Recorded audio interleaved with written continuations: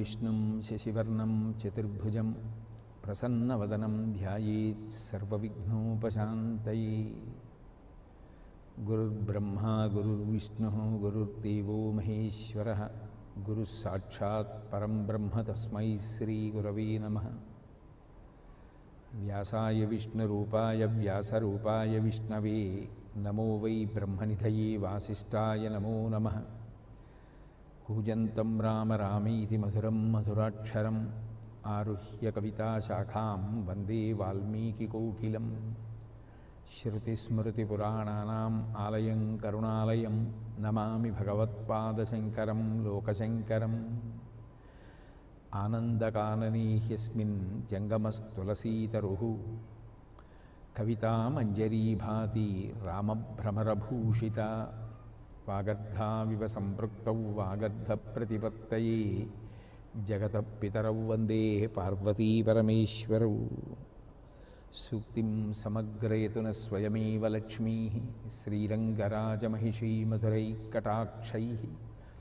वैदग्ध्यवर्णगुणगुम्भनगौरवैर्यां कण्डूलकर्णकुहराः कवयोधयन्ति। हैमोर्ध्वपुण्ड्रमजहन्मकुटं सुनासं मन्दस्मितं मकरकुण्डलचारुगण्डं बिम्बाधरं बहुलदीर्घकृपाकटाक्षं श्रीवेङ्कटेशमुखमात्मनि सन्निधत्ताम्। विमलपटी कमलकुटी पुस्तकरुद्राक्षसस्तहस्तपुटी कामाक्षी पक्ष्मलाक्षी कलितविपञ्ची विभासि वैरिञ्ची। अतुलितबलधामं स्वर्णशैलाभदेहं तनुजवनकृशानुं ज्ञानिनामग्रगण्यं सकलगुणनिधानं वानराणामधीशं रघुपतिवरदूतं वातजातं नमामि। आपदामपहर्तारं दातारं सर्वसम्पदां लोकाभिरामं श्रीरामं भूयो भूयो नमाम्यहम्। हरि ओम। परमेश्वर स्वरूपैन सभके नमस्कार।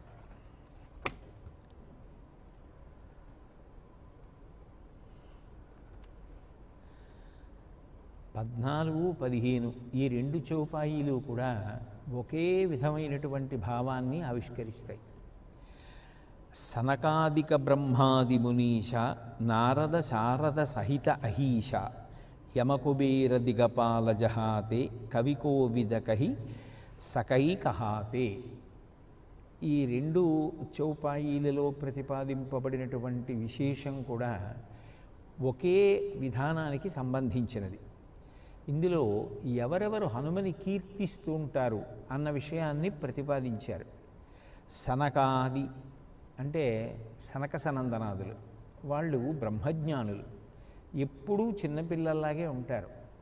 అటువంటి బ్రహ్మజ్ఞానులు తమలో తాము రమిస్తూ ఉంటారు. అటువంటి బ్రహ్మజ్ఞానులైనటువంటి సనకాది మహర్షులు కూడా నిరంతరం హనుమని స్తోత్రం చేస్తూ ఉంటారు. బ్రహ్మాది, ఆది అంటే కూడా, బ్రహ్మాదులు అంటే దేవతలు. సృష్టికర్త బ్రహ్మగారి దగ్గర నుంచి దేవతలందరూ కూడా హనుమని స్తుతి చేస్తున్నారు. మునీష అగ్రగణ్యులైనటువంటి మునులు, అటువంటి వారందరూ కూడా హనుమని స్తుతిస్తున్నారు. నారద దేవర్షి, నారదుడు హనుమని స్తోత్రం చేస్తుంటారు. శారద సాక్షాత్ సరస్వతీదేవి కూడా హనుమని స్తుతి చేస్తూ ఉంటుంది. సహిత అహీష, అహీష అంటే పాములకు నాయకుడు, శేషుడు, 1000 పడగలు కలిగినటువంటి వాడు. అంటే ఒకేసారి ఎవరి వైభవమైనా చెప్పవలసి వస్తే 1000 నోళ్లతో స్తుతి చేయగలిగినటువంటి వాడు. అంత గొప్ప శక్తి కలిగినటువంటి ఆదిశేషుడు మొదలైనటువంటి వారు కూడా హనుమ మిమ్మల్ని స్తుతి చేస్తున్నారు. యమ కుబేర దిగపాల జహాతే, యమధర్మరాజు గారు, కుబేరుడు మొదలుగా కలిగినటువంటి దిక్పాలురు, 8 దిక్కులా ఉండేటటువంటి 8 దిక్పాలురులో ప్రధానంగా దక్షిణ ఉత్తరాలని తీసుకున్నారు. యముడు దక్షిణాన ఉండేటటువంటి దిక్కుకి అధిపతి, కుబేరుడు ఉత్తరాన ఉండేటటువంటి దిక్కుకి అధిపతి. కాబట్టి యమ కుబేర దిగపాల జహాతే, అటువంటి దిక్పాలులందరూ కూడా మిమ్మల్ని స్తుతి చేస్తున్నారు. కవి కోవిద, కవులలో అగ్రగణ్యులైనటువంటి వారు, గొప్ప కవిత్వం, లోకంలో శాశ్వతంగా మిగిలిపోయేటటువంటి సందేశాత్మకమైనటువంటి కవిత్వాన్ని అందించినటువంటి మహాపురుషులందరూ కూడా మిమ్మల్ని స్తుతి చేశారు. కాబట్టి కవికోవిదకహి సకై కహాతే, ఇక గాయకులు మొదలైనటువంటి వారి గురించి చెప్పవలసిన అవసరమీ లేదు. అంటే వారు అంతగా హనుమని స్తుతి చేస్తూ ఉంటారు. ఎవరెవరు కీర్తనలు రచించినా హనుమ మీద కీర్తన రచించకుండా ఉండరు, హనుమ మీద కీర్తన పాడకుండా ఉండరు. ఇంతమంది స్తుతికి మీరు కారణమైనారు. మిమ్మలను స్తుతి చేయకుండా ఉండని వారు లోకంలో లేరు అన్నది ఆ రెండు చౌపాయిల యొక్క తాత్పర్యం. అయితే ఇందులో పరిశీలించవలసినటువంటి విషయం ఏమిటంటే, స్తుతి చేయుట అన్న మాటకు అర్థం ఏమిటంటే అవతల వారిని పొగడుట అని.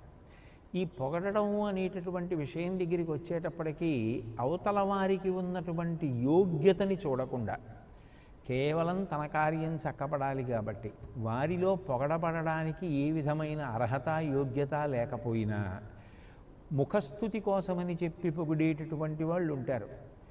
అటువంటి వారి పొగట్టలు ఎన్ని పొగట్టలైనా నిరుపయోగములు. హనుమని పొగుడుతున్నటువంటి వారు అటువంటి వారు కాదు. అసలు వాళ్ళకి బాహ్యస్పర్శ లేదు. నిరంతరము తమలో తాము రమించేటటువంటి మహాజ్ఞానులైనటువంటి వారు, బ్రహ్మజ్ఞాన సంపన్నులైనటువంటి సనకసనందనాదులు కూడా ఆయనని స్తోత్రం చేస్తున్నారు అంటే అద్వైత స్థితిలో అంతా ఉన్నది ఒక్కటేని రమించేటటువంటి స్థితిలో ఉన్నవారు కూడా బహిర్ముఖులై ఆ భక్తిని ఇక లోపల ఆపుకోలేక హనుమని స్తోత్రం చేస్తున్నారు. అంటే ఆయన ఎందు ఎన్ని ఉత్తమ గుణములు ఉంటే సనకాది బ్రహ్మజ్ఞానులు కూడా ఆయనని స్తోత్రం చేస్తారు. అంటే అన్ని గుణములకు నిధి అయినటువంటి వాడు కాబట్టి సనకాది బ్రహ్మాది సృష్టికర్త, సృష్టి చేసినటువంటి బ్రహ్మగారికి తనకి తెలియదా ఎవరికి ఏ విభూతినిచ్చారో? కాబట్టి ఆయనే పొగడవలసిన అవసరమే ఉంటుంది. తను చేసిన వస్తువుని తానే పొగిడారనుకోండి, అది తనను తాను పొగుడుకోవడం అవుతుంది. బ్రహ్మగారు కూడా హనుమని కీర్తిస్తూ ఉంటారు అంటే సృష్టికర్త కూడా ఆయన ముందు నిలబడి కీర్తించడం, హనుమకి నమస్కరించడం అంటే హనుమ యొక్క వైభవం ఏమిటో మనకు అర్థమవుతుంది. అంటే దాని ద్వారా మీకు ఒక విషయం ద్యోతకమవుతుంది. బ్రహ్మగారి సృష్టిలో వచ్చినటువంటి వారు హనుమ కారు. బ్రహ్మగారిని కూడా అనుగ్రహించగలిగినటువంటి వారు. రామాయణ కథాపరంగా బ్రహ్మగారి చేత వరములు ఈయబడినట్లుగా మనకి కనపడిన, నిజానికి బ్రహ్మగారు కూడా స్తోత్రం చెయ్యవలసినటువంటి పరబ్రహ్మస్వరూపము అవతారముగా భూమి మీదకు వచ్చింది. అవతారము అంటే కిందకి దిగుట. ఎప్పుడూ ఉన్నది, ఈ కంటి చేత చూడడానికి సాధ్యం కానిది, అంతటా పరివ్యాప్తమైనది ఏది ఉన్నదో అది ఈ భూమి మీదకి దిగొచ్చింది. అలా దిగొస్తే దానిని అవతారము అంటారు. అంటే సృష్టికర్త అయినటువంటి బ్రహ్మగారు కూడా ఎవరి యొక్క అనుగ్రహ విశేషం చేత ఈ సృష్టి కార్యాన్నంతటినీ కూడా ఏ విధమైన వైక్లభ్యము లేకుండా నిర్వహించగలుగుతున్నాడో అటువంటి పరబ్రహ్మస్వరూపము అవతారముగా వస్తే హనుమ అయ్యారు. అంటే వేదము చేత స్తుతింపబడినటువంటి లక్షణము కలిగినటువంటి వారై ఉండాలి. అటువంటి లక్షణము కలిగినటువంటి వాడివి కనుక స్వామి నువ్వు బ్రహ్మాదుల చేత కూడా వర్ణింపబడుతున్నావు, వారి చేత కూడా స్తుతి చెయ్యబడుతున్నావు. అహీష, ఇక 1000 తలలు కలిగినటువంటి ఆదిశేషుడికి ఇటువంటి స్వామి యొక్క చరిత్రని వర్ణించడం కన్నా సంతోషకరమైన విషయం ఏముంటుంది?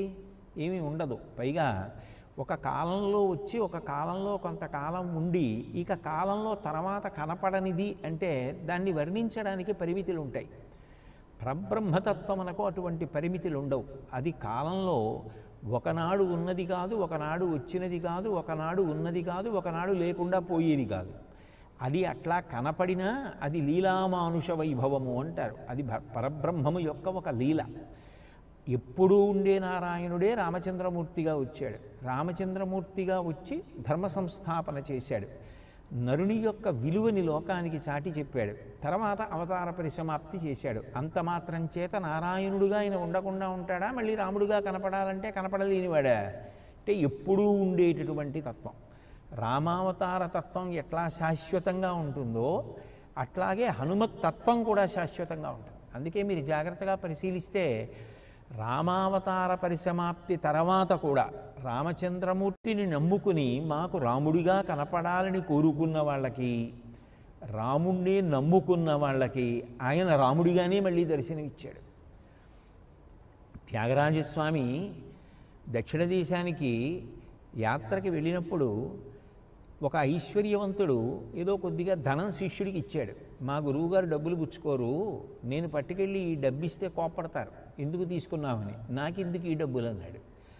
అంటే మీ గురువుగారికి ఇవ్వట్లేదు, మీ గురువుగారు సీతారామ కళ్యాణం చేస్తారు కదా శ్రీరామనవమి నాడు, ఆ కళ్యాణంలో ఉపయోగించు, ఇది రాముడి యొక్క పని కోసం ఇస్తున్నానన్నారు. అయితే ఇది మా గురువుగారి డబ్బు కాదు, నాది కాదు, రాముడి డబ్బు కదా, రాముడి కోసం ఖర్చు పెట్టవలసింది కదా అని పల్లకీలో బొంత కింద పెట్టాడు. పల్లకీలో త్యాగరాజస్వామి కూర్చున్నారు, శిష్యులు మోస్తున్నారు, పల్లకీ వచ్చేస్తోంది. అరణ్యంలో కొంత దూరం వచ్చేసిన తర్వాత అటువైపు నుంచి దారి దొంగలు తరుముకొస్తున్నారని ఇటువైపు నుంచి అటువైపు వెడుతున్న యాత్రికులు వెనక్కి తిరిగి పారిపోతున్నారు. ఏమి ఇంతమంది పారిపోతున్నారని త్యాగరాజస్వామి వారు విచారణ చేస్తే దారి దొంగలు తరుముకొస్తున్నారన్నారు. దారి దొంగలు తరిమితే పారిపోతున్నారంటే వాళ్ళ దగ్గర ఏదో ఉంది కాబట్టి భయం, మన దగ్గర ఏముందని భయం, కాబట్టి పదండి మనం ముందుకు వెళ్ళిపోదాము అన్నారు.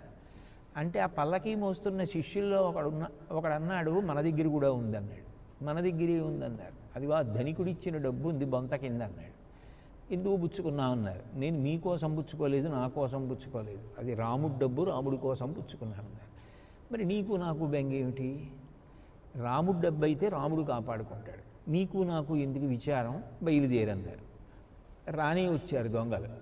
వచ్చి పల్లకీని నిలబెట్టారు, కిందకి దింపేశారు. త్యాగరాజస్వామి వారి కిందకి దిగిపోయారు. ఆయనకి ఉంది పరమ సంతోషం. ఇప్పుడు రామధ్యానం చేసుకుంటూ చెట్టు కింద కూర్చున్నారు. వాళ్ళు ఆ బొంత వెతికి ఏమైనా డబ్బు ఉందేమో అని చూస్తున్నారు. ఇంతలోకే వాళ్ళకి రామలక్ష్మణులు ఇద్దరూ కనపడ్డారు. ధనుర్బాణాలు ధరించినటువంటి ఆజానబాహుడైన రామచంద్రమూర్తి, కత్తి పట్టుకుని లక్ష్మణస్వామి. వాళ్ళు భయపడి పారిపోయారు. అరణ్యంలోకి పారిపోయిన వాళ్ళు ఎటో పోయారు, ఇంకా భయపడిపోయి. చీకటి పడిపోయింది. ఇంక ఇప్పుడేం ప్రయాణం చేస్తాం, ఇవాళ రాత్రికి ఇక్కడ పడుకుని రేపు పొద్దున్న ప్రయాణం చేద్దాంలేండి అని రాత్రి అక్కడ పడుకున్నారు త్యాగరాజస్వామి ఆయన శిష్యులు. తెల్లవారేసరికి దొంగలు మళ్ళీ వచ్చారు. మళ్ళీ వచ్చారేమని అడిగారు త్యాగరాజస్వామి. డబ్బుల కోసం రాలేదు, నిన్నను మేము మీ పల్లకీని చెనకడానికి ప్రయత్నిస్తే ఓ ఇద్దరు కనపడ్డారు. ఒక ఆయన నీల మేఘ సంకాశ దేహుడు, అంతెత్తునున్నాడు.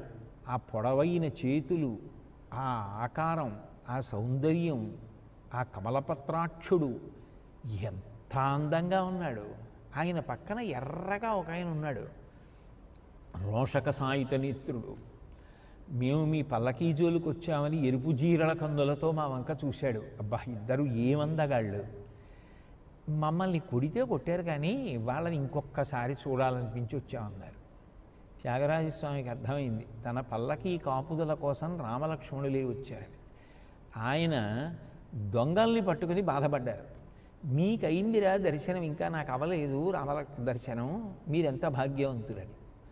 రామదాసు గారి కొడుకు గంజిగుంటలో పడిపోతే ఆ కాలి ముద్దయిపోయిన శవాన్ని పట్టుకెళ్ళి భద్రాచలంలో రామచంద్రమూర్తి పాదాల దగ్గర పెట్టి తలుపులు వేసేసి రామదాసు గారు శోకిస్తే పిల్లవాడు వెంటనే లేచినట్టుగా లేచి మళ్ళీ తండ్రిని పిలిచి తండ్రిని కౌగిలించుకుంటే కొడుకుతో కలిసి రామదాసు గారి కిందకు వచ్చారు.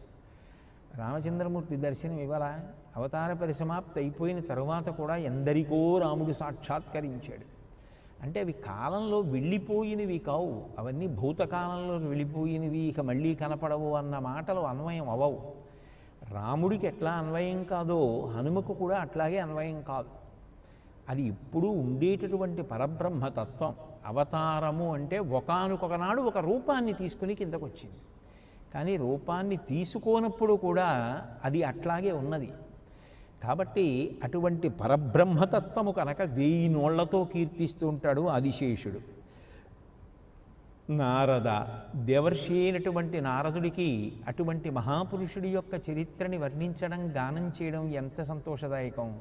కాబట్టి నారదుడు, శారద సాక్షాత్ సరస్వతీదేవి, ఆవిడ పాట పాడాలన్నా, ఆవిడ వీణ ఆ కీర్తనగా వాయించాలన్నా, దానికి తగిన పవిత్రత కలిగిన వస్తువై ఉండాలి. హనుమ కన్నా త్యాగమయమైన జీవితము కలిగిన వాళ్ళు ఎవరున్నారు లోకంలో? అటువంటి హనుమ యొక్క చరిత్రని గానం చేయడానికి సరస్వతీదేవి కూడా ఎంత సంతోషపడుతుంది. కాబట్టి శారద యమ కుబేర దిగపాల జహాతే, దేవతలు సృష్టికర్త వీళ్ళు సనకసనందనాదులే స్తోత్రం చేసినప్పుడు దిక్పాలురు స్తోత్రం చేయకుండా ఎలా ఉంటారు? నిజానికి ఈ దిక్పాలురు అందరూ కూడా రావణాసుడి చేతిలో ఎన్నో కష్టాలు పడ్డవాళ్ళు. అన్ని కష్టాలు పడిన వాళ్ళందరినీ కూడా గట్టెక్కించిన వారెవరు? హనుమ. అయినప్పుడు మరి హనుమ మీద వాళ్ళందరికీ కూడా గౌరవం భక్తి ఉన్నాయి అంటే ఉండకుండా ఎలా ఉంటాయి? కుబేరుణ్ణి ఎన్ని ఇబ్బందులు పెట్టాడు రావణాసురుడు. స్పృహ తప్పి పడిపోతే కైలాస పర్వతం మీద రావణాసురుడు కొట్టిన దెబ్బలకి తట్టుకోలేకపోతే ఆ చుట్టూ ఉన్న యక్షులు ఆయన్ని తీసుకెళ్ళి దేవేంద్రుడి యొక్క నందనవనంలో పడుకోబెడితే అక్కడ పుష్పాల గాలికి స్పృహ వచ్చింది. అన్నగారిని చూడకుండా కుబేరుణ్ణి ఓడించి పుష్పక విమానాన్ని దక్షిణ దిక్కుకి కిందకి తీసుకొచ్చి లంకాపట్టణంలో తనదిగా అనుభవించాడు. నిజానికి లంకని మొదట పాలించినటువంటి వాడు కుబేరుడు. కానీ అన్నగారిని కూడా చూడకుండా లంకాపట్టణం నుంచి వెళ్ళగొడితే తండ్రి విశ్వవసోబ్రహ్మ దగ్గరికి వచ్చి, రావణాసురుడి యాగడాలు ఇలా ఉంటున్నాయంటే వాడి జోలికి నువ్వు వెళ్ళకు, ఉత్తర దిక్కున నీకు శంకరుడంటే మహాప్రీతి కాబట్టి అటువైపు నువ్వు నగరాన్ని నిర్మాణం చేసుకోమంటే అప్పుడు అలకాపురిని నిర్మించాడు కుబేరుడు. కాబట్టి కుబేరుణ్ణి ఎన్ని ఇబ్బందులు పెట్టాడు, యమధర్మరాజు గారిని ఎన్ని ఇబ్బందులు పెట్టాడు. దిక్పాలురందరూ ఒక చోట సమావేశమై ఉండగా రావణాసురుడు అకస్మాత్తుగా ప్రదేశానికి వస్తే ఎవరో అక్కడ ఏ ప్రాణి కనపడితే ఆ ప్రాణిలో దూరి పారిపోయారు. అలాగే కనపడితే శిక్షిస్తాడని అందరూ కనపడ్డ వాటిలో దూరి వెళ్ళిపోయారు. యమధర్మరాజు గారికి ఏమీ కనపడలేదు. పాప ఆయన ఒక్కరే ఉండిపోయారు. అందరూ ఆయన పేరు చెప్తే భయపడతారు. కానీ ఆయన ధర్మరాజు మహానుభావుడు. ఆయన ఎందులో పారిపోవాలో అర్థం కాలేదు. అదే సమయానికి ఒక కాకి కనపడింది. ఆయన ఆ కాకిలో దూరి పారిపోయారు. సమయానికి నన్ను ఆదుకున్నావు కనుక నేను పితృదేవతలకు అధిపతిగాను దేవతగాను కూడా కీర్తింపబడుతూ ఉంటాను లోకంలో. అందుకు కదూ నరక చతుర్దశి నాడు ఆ దీపావళి నాడు స్నానం చేసిన తర్వాత యమధర్మరాజు గారికి తర్పణిస్తారు నామాలతోటి. కాబట్టి నాకు ప్రీతి కల్పించావు కాబట్టి నువ్వు పితృదేవతలకి ప్రీతి కల్పించినట్టే. ఇక మీదట ఎవరైనా పితృపిండాలు పెడితే నువ్వు ముట్టుకుంటే పితృదేవతలు తిన్నట్టేది అని కాకులకు వరం ఇచ్చాడు. అందుకే ఇప్పటికీ పితృపిండాలు పెడితే కాకి వచ్చిందా లేదా ముట్టుకుందా లేదా అని ఎదురు చూస్తుంటారు.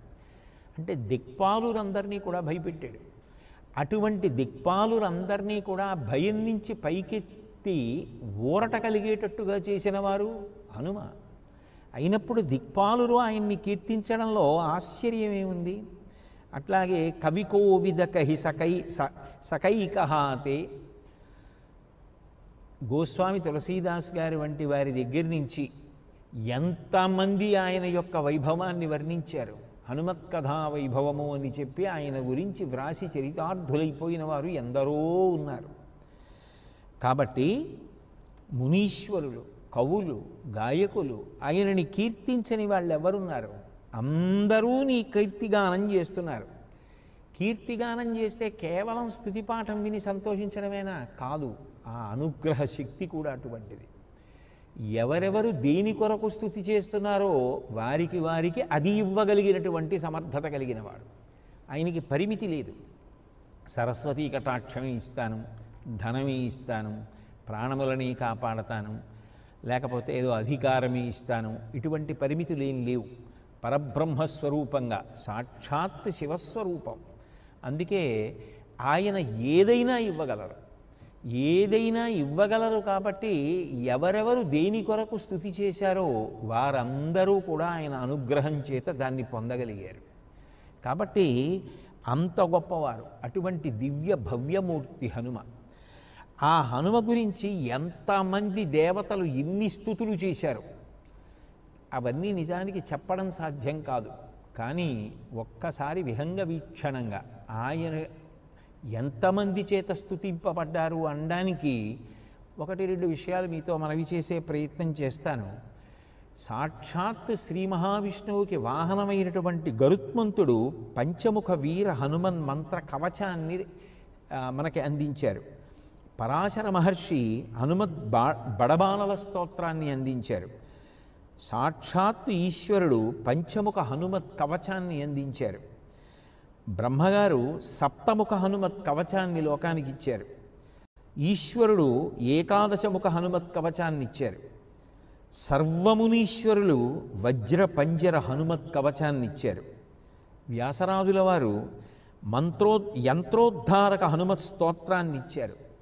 విభీషణుడు ఆపదుద్ధారక హనుమత్ స్తోత్రాన్ని ఇచ్చారు. శివుడు శ్రీ పంచముఖ హనుమత్ అష్టోత్తర శతనామ స్తోత్రాన్ని ఇచ్చారు. మనందరం పూజలో వాడేటటువంటి అష్టోత్తర శతనామావళి కాదు, శంకరుడు ప్రత్యేకంగా అందించినటువంటి స్తోత్రం ఒకటి ఉంది. అటువంటి అష్టోత్తర శతనామ స్తోత్రాన్ని ఇచ్చాడు. ఆదిశంకర భగవత్పాదులు హనుమత్ పంచరత్నాన్ని అందించారు. భుజంగ స్తోత్రాలు ఇచ్చారు. అన్నమయ్య మొదలైనటువంటి వాగ్గేయకారులు ఎందరో హనుమ మీద ఎన్నో కీర్తనలు రచించారు. పెరిగినాడు చూడరో పెద్ద హనుమంతుడు, ఇటువంటి కీర్తనలు. త్యాగరాజాదులు సరే సరే, అసలు రాముడి గురించి వర్ణించినప్పుడు హనుమ గురించి ఇన్ని చోట్ల ప్రస్తావన తీసుకొచ్చారు. వేదం హనుమత్ తేజానికి సంబంధించినటువంటి ద్వాదశాక్షరి మహామంత్రాన్ని అందించింది. వేదంలో ఒక విశేషం కనపడుతుంది. ఋగ్వేదం దగ్గర నుంచి అథర్వణ వేదం వరకు కూడా హనుమకి సంబంధించినటువంటి విషయాల్ని, హనుమ మంత్రాల్ని, హనుమ యొక్క కథా ఘట్టాల్ని తిన్నగా మాట్లాడకుండా పరోక్షంగా అర్థం వచ్చేటట్టుగా హనుమద్ వైభవాన్నంతటినీ కూడా వేదం కీర్తించినటువంటి ఘట్టాలు కోకొల్లలుగా ఉన్నాయి. ఒకప్పుడు వేదశాస్త్రమునందు మహావిద్వాంసుడు నీలకంఠ సూరి అని వారు కొన్ని వందల సంవత్సరాల క్రితం వేదమంతట్లోనూ కూడా ఉన్నటువంటి హనుమత్ సంబంధమైనటువంటి విశేషములనన్నిటినీ గుదిగుచ్చి పరమాద్భుతమైనటువంటి విశేషాలన్నిటినీ కూడా ఒక గ్రంథంలో ఇచ్చారు. ఆ గ్రంథాన్ని పరిశీలిస్తే అందులో హనుమత్ సంబంధమైనటువంటి విషయములు ఎన్ని మంత్రస్వరూపంగా ప్రకాశించాయి అన్నది మనకు అర్థమవుతుంది. అందుకే దానికి మంత్రరామాయణము అని పేరు వచ్చింది. అంత గొప్పగా హనుమద్వైభవం ఇంతమంది చేత కీర్తింపబడింది. ఇంతమంది చేత కీర్తింపబడి ఇంతమందికి అనుగ్రహాన్ని కటాక్షించింది కాబట్టి, అంత గొప్ప స్వరూపం కాబట్టి, సాక్షాత్తు పరబ్రహ్మస్వరూపం కనుక ఆయనని కీర్తించని వారు లేరు, ఆయనని కీర్తించి ఆయన అనుగ్రహమునకు పాత్రులు కానివారు లేరు. సనకాదిక బ్రహ్మాది మునీష నారద శారద సహిత అహీష యమకుబేర దిగపాల జహాతే కవికోవిదకహి సకైకహాతే అంటారు. అందుకని అంటే ఇంతమంది చేత స్తుతి చేయబడి ఇంతమందికి అనుగ్రహప్రదాత అయినటువంటి హనుమ విషయంలో తులసీదాసు గారు రచించినటువంటి దేశ భాషలో రచింపబడినటువంటి అవధి అన్న భాషలో రచింపబడిన ఈ హనుమాన్ చాలీసా మాత్రం ఎంత ప్రఖ్యాతిని సంపాదించుకుందో. నిజానికి ప్రతిరోజు కూడా కొన్ని కోట్ల మంది ఈ హనుమాన్ చాలీసాని పారాయణ చేస్తూనే ఉంటారు. హనుమాన్ చాలీసా పారాయణ చేయడం ద్వారా కష్టాలు గట్టెక్కినటువంటి వారు, హనుమాన్ చాలీసా పారాయణ చేయడం ద్వారా లబ్ధి పొందినటువంటి వారి సంఖ్య కోకొల్లలు. ఇప్పటికీ కూడా హనుమాన్ చాలీసాని నమ్ముకుని గట్టెక్కామని చెప్పేవాళ్ళు మీకు ఎందరో కనపడతారు.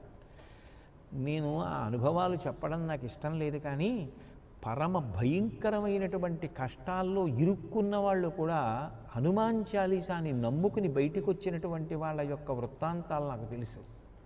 అంటే అంత గొప్పది హనుమాన్ చాలీసా. అందుకే తులసీదాసు గారు చేసినటువంటి హనుమాన్ చాలీసాని ప్రతి చోట అందరూ చదువుతారు. కొంతమందికి అయితే ఎంత విశ్వాసం అంటే వారు ఎక్కడికి వెళ్ళినా కూడా, ఏ ఊరు వెళ్ళినా కూడా వాళ్ళ ప్రయాణ సాధనాల్లో హనుమాన్ చాలీసా కూడా అంతర్భాగం. అసలు అది పెట్టుకోకుండా ఉండరు. హనుమాన్ చాలీసా చదివింది చదవకపోండి అది వేరు విషయం.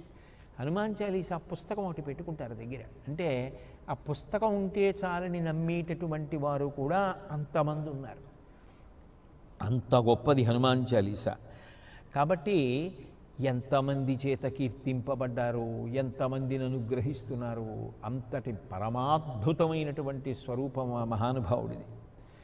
ఆ తరువాతి చౌపాయిలో 16వ చౌపాయిలో అంటారు, తుమ ఉపకార సుగ్రీవహిక కిన్హ రామమిలాయ రాజపద దీన్హ అంటున్నారు. ఇంకా ఇక్కడి నుంచి ఇంతమంది స్తుతి చెయ్యడానికి కారణమైనటువంటి విషయాల్ని చెప్తున్నారు. అసలు జీవితంలో ఈ కష్టం నుంచి బయటికి రావడం అనేటటువంటిది అసాధ్యం. ఇక ఈ జీవితం ఇంతే, ఇలా కష్టాల కడలిలోనే కూరుకుపోయి ఉంటుంది. దీనికి పరిసమాప్తం కూడా ఎప్పుడో ఈ కష్టాలలోనే పూర్తయిపోతుంది అని, అసలు సుఖాన్ని కూడా అపేక్షించకుండా, ఏదో బాహ్యంలో దారిద్ర్యమో కష్టమో కాదు, ఏ క్షణంలోనైనా మరణిస్తాం. మన మీద ఎప్పుడైనా దాడి జరగచ్చు, బ్రతుకుతామన్న నమ్మకం ఏం లేదు. అన్నదానికన్నా కష్టం లోకంలో ఇంకే ఉండదు. అటువంటి కష్టంలో ఉన్నవారు కూడా హనుమ యొక్క కటాక్షం చేత బ్రతకడం కాదు, వారి ఊహకి కూడా ఎన్నడూ అందనంత వైభవాన్ని మళ్ళీ పొందారు. అట్లా అనుగ్రహించగలిగిన వారు కాబట్టే ఇంతమంది ఆయన యొక్క చరిత్రని వర్ణించారు. దానికి ఉదాహరణలు చూపిస్తున్నారు తులసీదాస్ గారు. చూపిస్తూ తుమ ఉపకార సుగ్రీవహి కిన్హ, నువ్వు చేసినటువంటి మహోపకారం వల్ల కదూ సుగ్రీవుడు అంత గొప్ప అనుగ్రహానికి పాత్రుడయ్యాడు. రామమిలాయ రాజపదదీన్హ, రామచంద్రమూర్తిని సుగ్రీవుడు కలుసుకోవడం, రామచంద్రమూర్తి ద్వారా తిరిగి రాజ్యాన్ని పొందడం నిజానికి హనుమ మీ వలన సిద్ధించింది. మీరు అక్కడ ఉండి ఉండకపోతే సుగ్రీవుడు ఆ అనుగ్రహాన్ని అందుకోలేడు. రామాయణం చదివితే స్పష్టంగా అర్థమవుతుంది.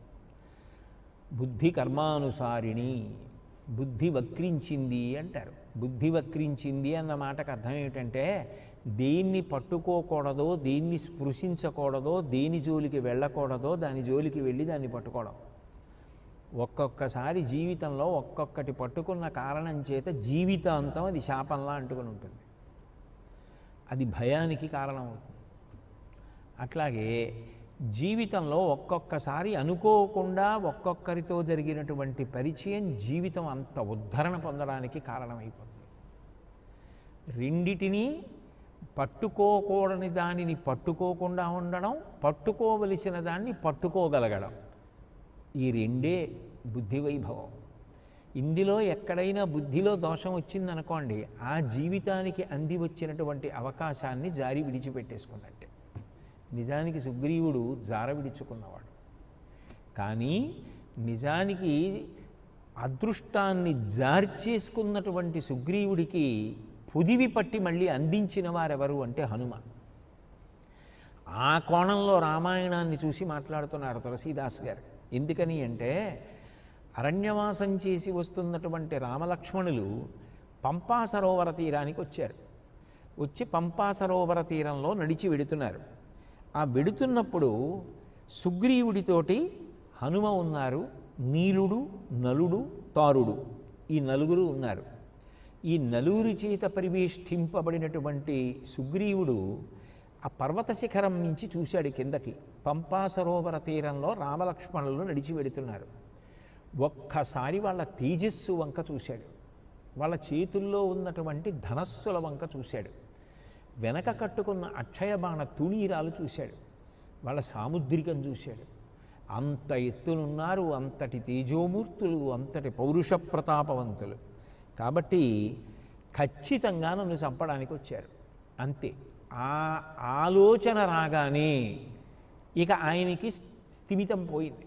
స్థిమితం పోయిందని గుర్తు ఏమిటంటే, ఎక్కడో పర్వతం మీద ఉన్నవాడు ఉత్తర క్షణంలో అతివేగంతో చెట్టు మించి చెట్టు మీదికి, చెట్టు మించి చెట్టు మీదికి దూకుతూ అంతటా కలయి తిరిగి పరిగెడుతున్నాడు. ఆయన పరిగెడుతుంటే మిగిలిన వాళ్ళు పరిగెడుతున్నారు. ఆపి మాట్లాడినటువంటి వాళ్ళు హనుమ ఒక్కరే. హనుమ ఒక్కరు సుగ్రీవుణ్ణి పట్టుకుని ఆపారు. ఆపి దేనికి పరిగెడుతున్నావు? ఇది మలయ పర్వతం, నిన్ను చంపగలిగిన వాడెవరు? వాలి. నిన్ను చంపాలని నిరంతర ప్రయత్నం చేసేవాడెవరు? వాలి. నీ దురదృష్టం ఏమిటి? ఆయన నీకు తోబుట్టు అన్నగారు. ఎప్పుడూ నిన్ను చంపాలని ఎదురు చూస్తుంటాడు. కానీ వాలి దగ్గర ఉన్న వాళ్ళు నిన్ను వధించలేరు, కానీ వాలి వధించగలడు. వాలి ఈ పర్వతం మీదకి రాడు. ఎందుకని అంటే మతంగ మహర్షి యొక్క శాపం ఉంది, ఆ కారణం చేత రాడు. కాబట్టి మనం మలయ పర్వతం మీద ఉన్నాం కదా, మరి దేనికి భయపడుతున్నావు? వాళ్ళెవరో నరులు వెళ్ళిపోతున్నారు పంపా సరోవర తీరంలో, దానికి నువ్వు ఇంత భయపడిపోవడానికి తగిన కారణం ఏముంది? దేనికి పారిపోతున్నావు అంటే మీరు జాగ్రత్తగా గమనిస్తే నిజానికి సుగ్రీవుడు రామలక్ష్మణుల వైపు మరికొంతసేపు చూడడానికి కానీ, రామలక్ష్మణులు తనని చూడడానికి కానీ ఇష్టపడలేదు. ఆయన వాళ్ళ చూపులకు దొరకకుండా దూరంగా పారిపోవాలని నిశ్చయించుకుని వెళ్ళిపోతున్నాడు. చెట్ల కొమ్మలు పట్టుకుని దూకుతూ వెళ్ళిపోతున్నాడు. ఆ సమయంలో ఆపు చేసి ఈ ప్రశ్న వేశారు, దేనికి భయపడుతున్నావు? ఇక్కడ నీకు వచ్చిన ఉపద్రవం ఏమిటి అసలు? అహో శాఖా మృగత్వంతే వ్యక్తమేవ ప్లవంగమ లఘుచిత్తతయాత్మానం నస్థాపయసియో మతౌ. ఇదేం ప్రారంధం? అసలు దృఢచిత్తం లేనటువంటి వాడెవరో, నిశ్చయాత్మకమైనటువంటి బుద్ధి లేనివాడెవరో, ఇతరుల యొక్క అభిప్రాయాన్ని తెలుసుకుందామనేటటువంటి ఆలోచన లేనివాడెవరో, తెలుసుకున్న తర్వాత ఒక నిర్ణయం చేసుకుని ఆ నిర్ణయాన్ని అమలు చేయడంలో భయపడేవాడెవడో వాడు జీవితంలో వృద్ధిలోకి రాడు. అసలు దేనికి పరిగెడుతున్నావు? ఇప్పుడు నువ్వు ఎవరితో మాట్లాడావని? అసలు నీకు ఏమర్థమైందని? నీకు ఏమర్థమైంది? వాళ్ళెవరని నీకు తెలుసు, ఎందుకు వచ్చారని తెలుసు, దేనికి పారిపోతున్నావు? పోనీ నువ్వు వాళ్ళతో ఏమైనా మాట్లాడావా? వాళ్ళు నీతో ఏమైనా మాట్లాడారా? వాళ్ళు నీకేమైనా వెతికినట్లు కనపడిందా నీ కోసం? దేనికి పారిపోతున్నట్టు? అంటే నీకు అసలు నిశ్చితాభిప్రాయం లేదు, నీకు పరిశీలన లేదు, విషయాన్ని పరిశీలించి నిర్ణయం చేసేటటువంటి లక్షణం నీ దగ్గర లేదు. అసలు ముందు విని బాగా పరిశీలించి అప్పుడు దాని మీద ఎటువంటి నిర్ణయం చెయ్యాలి అన్నది చూసుకోవాలి. అసలు ఎక్కడ పరిశీలన చేసావు? ఏం విన్నావు? కాబట్టి దేనికి నువ్వు ఇట్లా పరిగెడుతున్నావు? ఇట్లా పరిగెట్టినటువంటి వాడివి రేపు రాజ్యాన్ని ఏమి స్థాపిస్తావు? రాజ్య పరిపాలన ఏం చేస్తావు? కోరిక చూస్తే మెండంత కోరికే, వానర రాజ్యానికి రాజును కావాలంటావు, పోగొట్టుకున్న భార్య రుమని తిరిగి పొందాలంటావు. నిజంగా నీకు రాజ్యమే వస్తే, నిజంగా నీ భార్య రుమ నీకు దొరికితే, ఇంత చంచలమైన మనసున్నవాడివి నువ్వు రాజ్య పరిపాలన ఏం చేస్తావు? స్థిరమైన బుద్ధి ఉండాలి కదా. ఏది నీకు ఆ బుద్ధి అంటే? సుగ్రీవుడు అప్పుడు నిలబడి హనుమతో మాట్లాడాడు. మాట్లాడుతూ అన్నాడు, వాళ్ళని చూశావా? వాళ్ళిద్దరి వంక చూడు ఎలా ఉన్నారో. దీర్ఘబాహు విశాలాక్షౌ శరచాపాసిధారిణౌ, అది ఆయన భయం. దీర్ఘబాహు, ఎంతంత చేతిలో చూసావా? ఎంత పొడుగో ఆ చేతులు, అంత పొడుగైన చేతులు. విశాలాక్షౌ, పెద్ద పెద్ద కళ్ళు. సాముద్రికం బట్టి చూస్తే వాళ్ళు సామాన్యుల్లా కనపడుతున్నారా నీకు? ఎంతటి తేజోమూర్తులు, అంతటి తేజోమూర్తులు. దానికి తోడు ఆయుధాలతో ఉన్నారు. పోనీ అంత పొడుగు చేతులు అంటే ఉన్నాయి, ఆజానుబాహు అయితే ఉండొచ్చుగాక. ఏదో తన పని మీద తాను వెళ్ళిపోతున్నాడు అనుకుంటే ఇద్దరు ధనస్సులు ఎందుకు పట్టుకోవాలి? ఇద్దరు బాణాలు ఎందుకు కట్టుకోవాలి? ఇద్దరు కత్తులు ఎందుకు నడువు కట్టుకున్నారు? ఎందుకు అట్లా వెడుతున్నారు? శరచాపాసిధారిణౌ, ధనస్సు, బాణములు, కత్తి, ఇన్ని ఆయుధాలు ఎందుకు ధరించారు? మరి భయపడకపోతే ఏం చేయమంటావు? నీకొక్క విషయం చెప్పనా హనుమ, రాజులు అనేక విధాలుగా ఆలోచిస్తారు. వాలి రాలేడు, కానీ నన్ను మట్టు పెట్టగలిగినటువంటి శక్తివంతుల్ని ఎంచుకున్నాడు. వాళ్ళని పంపించాడు మట్టు పెట్టమని. వాళ్ళ వంక చూస్తే తెలిసిపోట్లా ఎలా ఉన్నారు ఇద్దరు. వాళ్ళు తలుచుకుంటే అంతంత చేతులు, అటువంటి ధనస్సులు, అటువంటి బాణాలు వాళ్ళు అక్కడి నుంచి ప్రయోగిస్తే నేను ఎందుకు పనికొస్తాను? అర్థమైపోట్లా? వాలి పంపించాడు. కాబట్టి నేను ఇక్కడ నిలబడడానికి భయపడుతున్నాను, ఇక్కడ ఉండడం క్షేమకరం కాదు, మనం పారిపోవాలి అంటే హనుమ అన్నారు. నిజమే, వాళ్ళిద్దరివి పెద్ద పెద్ద కళ్ళే, వాళ్ళిద్దరివి పెద్ద పెద్ద చేతులే, వాళ్ళిద్దరివి గొప్ప ధనస్సులే, వాళ్ళిద్దరి దగ్గర బాణాలు కత్తులు ఉన్నాయి. ఏమో వాళ్ళు నీకు ఉపయుక్తమైతే? అసలు వాళ్ళు ఎవరు, ఎందుకు వచ్చారు, ఎందుకు తిరుగుతున్నారు కనుక్కోవాలి కదా. అసలు మనం ఏం తెలుసుకోలేదు కదా. వాళ్ళు వచ్చారు కాబట్టి వాలి పంపించాడన్నది నీ ఊహ అంతే. ఊహ అటు కావచ్చు ఇటు కావచ్చు, కానీ దాన్ని స్థిరం చేసుకోవాలి కదా, తెలుసుకోవాలి కదా. తెలుసుకోకుండా ఎందుకు పారిపోతున్నావు? పారిపోవడం అనేది ఎప్పుడైనా పారిపోవచ్చు. వాళ్ళు నిజంగా అందుకే వచ్చారు అంటే పారిపోవచ్చు. వాళ్ళు అందుకే వచ్చారో లేదో ఏం తెలిసిని పారిపోతున్నట్లు మనం అంటే, ఆయన అన్నాడు, అయితే ఓ పని చెయ్యి, నువ్వు వెళ్ళు హనుమ, నువ్వు వెళ్ళి మాట్లాడు. ఇది హనుమ మీద ఉన్న నమ్మకం, అది గట్టెక్కించేసింది. కనీసం జీవితంలో నువ్వు ఎవరన్నా నమ్మాలి, వాళ్ళ మాట మీద ఒక విశ్వాసం ఉండాలి. వాళ్ళు ఒక మాట చెప్పారు అంటే ఆ మాట నన్ను ఖచ్చితంగా ఉద్ధరిస్తుంది, వాళ్ళేమీ ఆషామాషిగా మాట్లాడరు అని.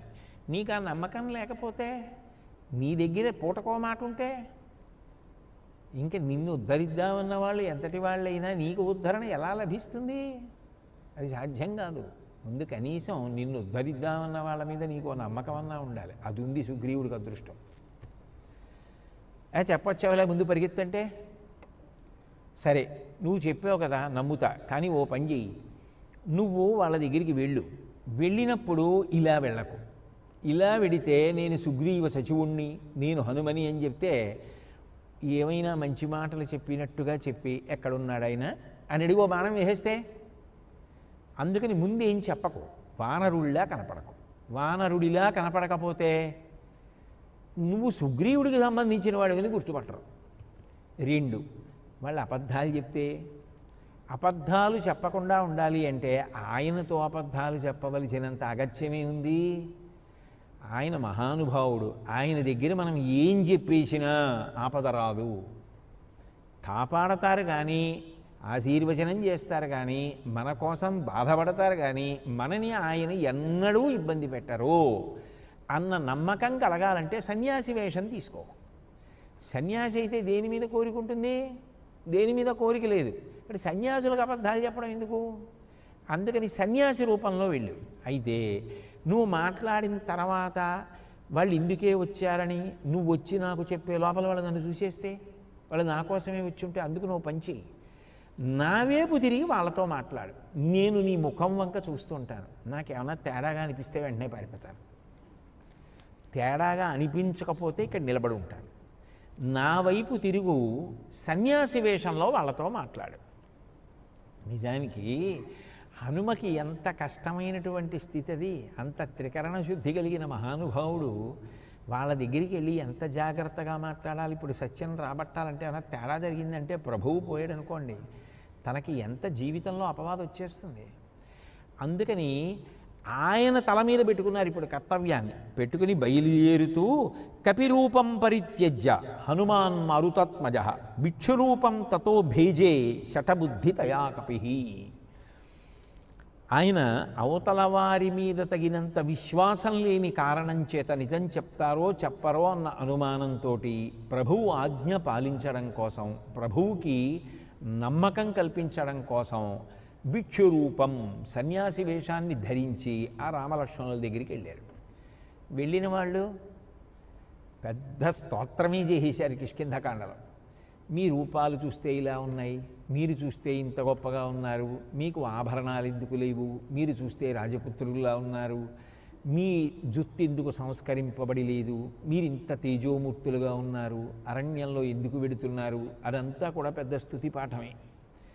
ఇంత స్తుతి పాఠం చేస్తే రామచంద్రమూర్తి లక్ష్మణస్వామి వంక చూసి అన్నాడు, 4 వేదాలు చదవనివాడు, వ్యాకరణం అనేక మాటలు విననివాడు ఇంత బాగా మాట్లాడే అవకాశం లేదు. ఇంత బాగా మాట్లాడేవాడు కానీ లభిస్తే సంపడానికి కత్తి ఎత్తిన శత్రువు కూడా సంపడం మానేసి వదిలిపెట్టేస్తాడు. అంత గొప్ప వాక్య విశారదుడు, అంత గొప్పగా మాట్లాడగలిగినటువంటి వాడు. వాగ్మి, సూర్యభగవానుడు వరం ఇచ్చాడు కదూ, ఏనా వాగ్మి భవిష్యతి, ఇతన్ని గొప్ప వాక్చతురుణ్ణి చేస్తానని. కాబట్టి అంత గొప్పగా మాట్లాడుతున్నాడు ఈయన. ఎంత గొప్పగా మాట్లాడుతున్నావో చూసావా అన్న తర్వాత లక్ష్మణస్వామి ఒక మాట చెప్పారు. మేము ఇక్కడికి ఎందుకు వచ్చాము అంటే, సుగ్రీవుడు అని ఇక్కడ ఒక వానరుడు ఉన్నాడు, ఆయనతో స్నేహం చేయడం కోసం వచ్చాం, మీరెవరు అని అడిగారు. అప్పుడు నేను సుగ్రీవ సచివుణ్ణి, నన్ను హనుమ అంటారు అని చెప్పి లక్ష్మణస్వామి చెప్పినటువంటి ఒక మాట హనుమకి గొప్ప ఊరటనిచ్చింది. లక్ష్మణస్వామి అన్నారు, విదితానౌ గుణా విద్వన్ సుగ్రీవస్య మహాత్మనః తమేవ చావాం మార్గావః సుగ్రీవం ప్లవగేశ్వరం. మేము మార్గంలో సుగ్రీవుడు మాకు లభిస్తాడు, అతనితో స్నేహం చెయ్యాలి అని ఆయన కోసం వెతుక్కుంటూ వస్తున్నాం. ఎవరు చెప్పారు సుగ్రీవుడు అక్కడ ఉంటాడు, సుగ్రీవుడితో స్నేహం చేయమని? అంటే అరణ్యకాండ జరిగినటువంటి సమయంలో, అరణ్యకాండ చివరకు వచ్చేస్తున్నప్పుడు కబంధుణ్ణి సంహరించారు. సంహరించి ఆయనే కోరాడు, నన్ను ఈ లోయలోకి తోసేసి అగ్ని సంస్కారం చేయమని. ఆ కబంధుణ్ణి లోయలో పడేసి అగ్ని సంస్కారం చేశారు. ఆయనకి శాప విమోచనం అయిపోయి వెళ్ళిపోతూ ఒక మాట చెప్పాడు, రామ, నువ్వు తీవ్రమైనటువంటి కష్టంలో ఉన్నావు. నువ్వు ఉన్నటువంటి కష్టం నీకు చాలా నిరుత్సాహాన్ని ఇచ్చేసేటటువంటి దుర్దశ. ఇటువంటప్పుడు అన్నిటికన్నా ఉండవలసినది ఏదో తెలుసా? నీ కష్టాలకి విరుగుడు కాదు, నీకు ఎప్పుడూ మంచి మాటలు చెప్పి నిన్ను మంచి మార్గంలో నడిపించగలిగిన ఒక గొప్ప మిత్రుడు కావాలి. అతను కాని లభించాడా, నీకు ఈశ్వరుడి అనుగ్రహం పండినట్టు. అందుకని తదవశ్యం త్వయా కార్యః స సుహృత్సు హృదాంబరా. సుహృత్ మంచి స్నేహితుడు ఒకడు, మంచి మిత్రుడు ఒకడు లభించాలి.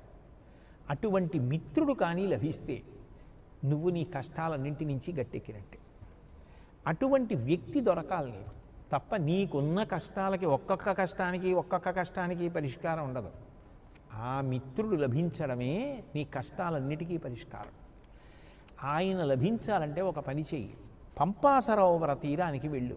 అక్కడ సుగ్రీవుడు అని ఒక మహాత్ముడు ఉన్నాడు. ప్రస్తుతం రాజ్యం లేదు, వాలి రాజ్యభ్రష్టుణ్ణి చేశాడు, అరణ్యంలో తిరుగుతున్నాడు. కానీ వానరేంద్రో మహావీర్యః తేజోవానమిత ప్రభః సత్యసంధో వినీతశ్చ ధృతిమాన్ మతిమాన్ మహాన్. ఆ సుగ్రీవుడు గొప్ప పరాక్రమం కలిగినవాడు, చాలా గొప్ప తేజస్సు కాంతి కలిగినవాడు, సత్యసంధుడు, వినయం కలిగినవాడు, ధైర్యం కలిగినవాడు, బుద్ధి కలిగినవాడు, చాలా గొప్పవాడు. కాబట్టి నువ్వు ఆయనతో స్నేహం చేయడానికి నీకు అన్ని విధాల అనుకూల్యత లభిస్తుంది. అటువంటి సుగ్రీవుడితో స్నేహం చేయి. నీకు ఇప్పుడున్న ప్రధాన సమస్య ఏమిటి? నీ భార్య అపహరింపబడింది, ఆమె జాడ తెలియాలి. ఈ భూమండలం మొత్తం మీద సూర్యకిరణాలు ఎంతవరకు పరుచుకుంటాయో అంతవరకు భూమి మీద ఉన్న సమస్త ప్రాంతములు తెలిసిన్నవాడు సుగ్రీవుడు. ఆయనకి తెలియని ప్రాంతం లేదు. అన్ని దిక్కుల సూర్యకిరణాలు ఎక్కడ వరకు పడతాయో అక్కడ వరకు చెప్పగలడు. అంత పరిజ్ఞానం ఉన్నవాడు కాబట్టి ఎవరు అపహరించి ఉంటారు, ఎక్కడ ఉంటాడు చెప్పగలడు. కాబట్టి ఆయనతో స్నేహం చెయ్యి. సత్యసంధుడు కాబట్టి మాట తప్పడు. ఆయన నువ్వు కలుసుకోవడమే నీ సమస్యల పరిష్కారానికి ప్రారంభం అవుతుంది. కాబట్టి రామ, మీరు పంపా సరోవరంలో సుగ్రీవుణ్ణి కలుసుకోండి అని చెప్పి కబంధుడు వెళ్ళిపోయాడు, శాప విమోచనం అయిపోయి. అందుకని మేము వస్తున్నాం, ఆ సుగ్రీవుడి కోసం వస్తున్నాం అని చెప్పగానే హనుమ చాలా సంతోషించారు. అప్పటి పరిస్థితుల్లో ఆయన ఎందుకు సంతోషించారు అంటే, తత్తస్య వాక్యం నిపుణం నిశమ్య ప్రహృష్టరూప పవనాత్మజక్కపి మనస్సమాధాయ జయోపపత్తౌ సఖ్యం తదా కర్తుమీషతాభ్యాం. ఒకటి చాలా నేర్పుతో కూడినటువంటి వాక్యమును లక్ష్మణస్వామి పలికారు. అంటే అందులో ఎక్కడా సందిగ్ధం కానీ, అనుమానాలు కానీ, అవతల వారి గురించి పరీక్షలు చేస్తామని కానీ ఇటువంటివి ఏమీ లేవు. చాలా స్పష్టమైనటువంటి వాక్యములు పలికారు. రెండు, చాలా సంతోషకరమైనటువంటి మాట మాట్లాడారు. ఏమిటి సంతోషకరమైన మాట? సుగ్రీవుడికి రాముడు ఎటువంటి స్నేహితుడవుతాడో రాముడు సుగ్రీవుడికి అంతకన్నా గొప్ప స్నేహితుడవుతాడు. ఇప్పుడు ఈ రాముడు కబంధుణ్ణే సంహరించి, కబంధుణ్ణే కాల్చి, కబంధుని యొక్క అనుగ్రహాన్ని పొంది ఇటువైపు వచ్చాడు అంటే ఈ రాముడి అనుగ్రహంతో మా రాజుకి మళ్ళీ రాజ్యము భార్య లభిస్తాయి. కాబట్టి జయమును సంపాదించడానికి ఈ రాముడే మాకు గొప్ప ఆధారం అవుతాడు. ఇటువంటి రాముణ్ణి వదిలిపెట్టుకోబోయాడు మా సుగ్రీవుడు. ఈ రాముణ్ణి వదిలిపెట్టుకుని ఎటో పారిపోయి ఉండుంటే ఇక జీవితంలో అతని కష్టం తీరునా, వారిని సంహరించగలిగిన వాడు దొరుకునా? జార విడుచుకోలేదు అదృష్టం. నేను రావడం మంచిదైంది. ఈయనతో పరిచయం చేసుకోవడం మంచిదైంది. అందుకని మనస్సమాధాయ జయోపపత్తౌ, మనసులో ఎంతో సంతోషించాడు ప్రభువుకి జయం లభిస్తుందని.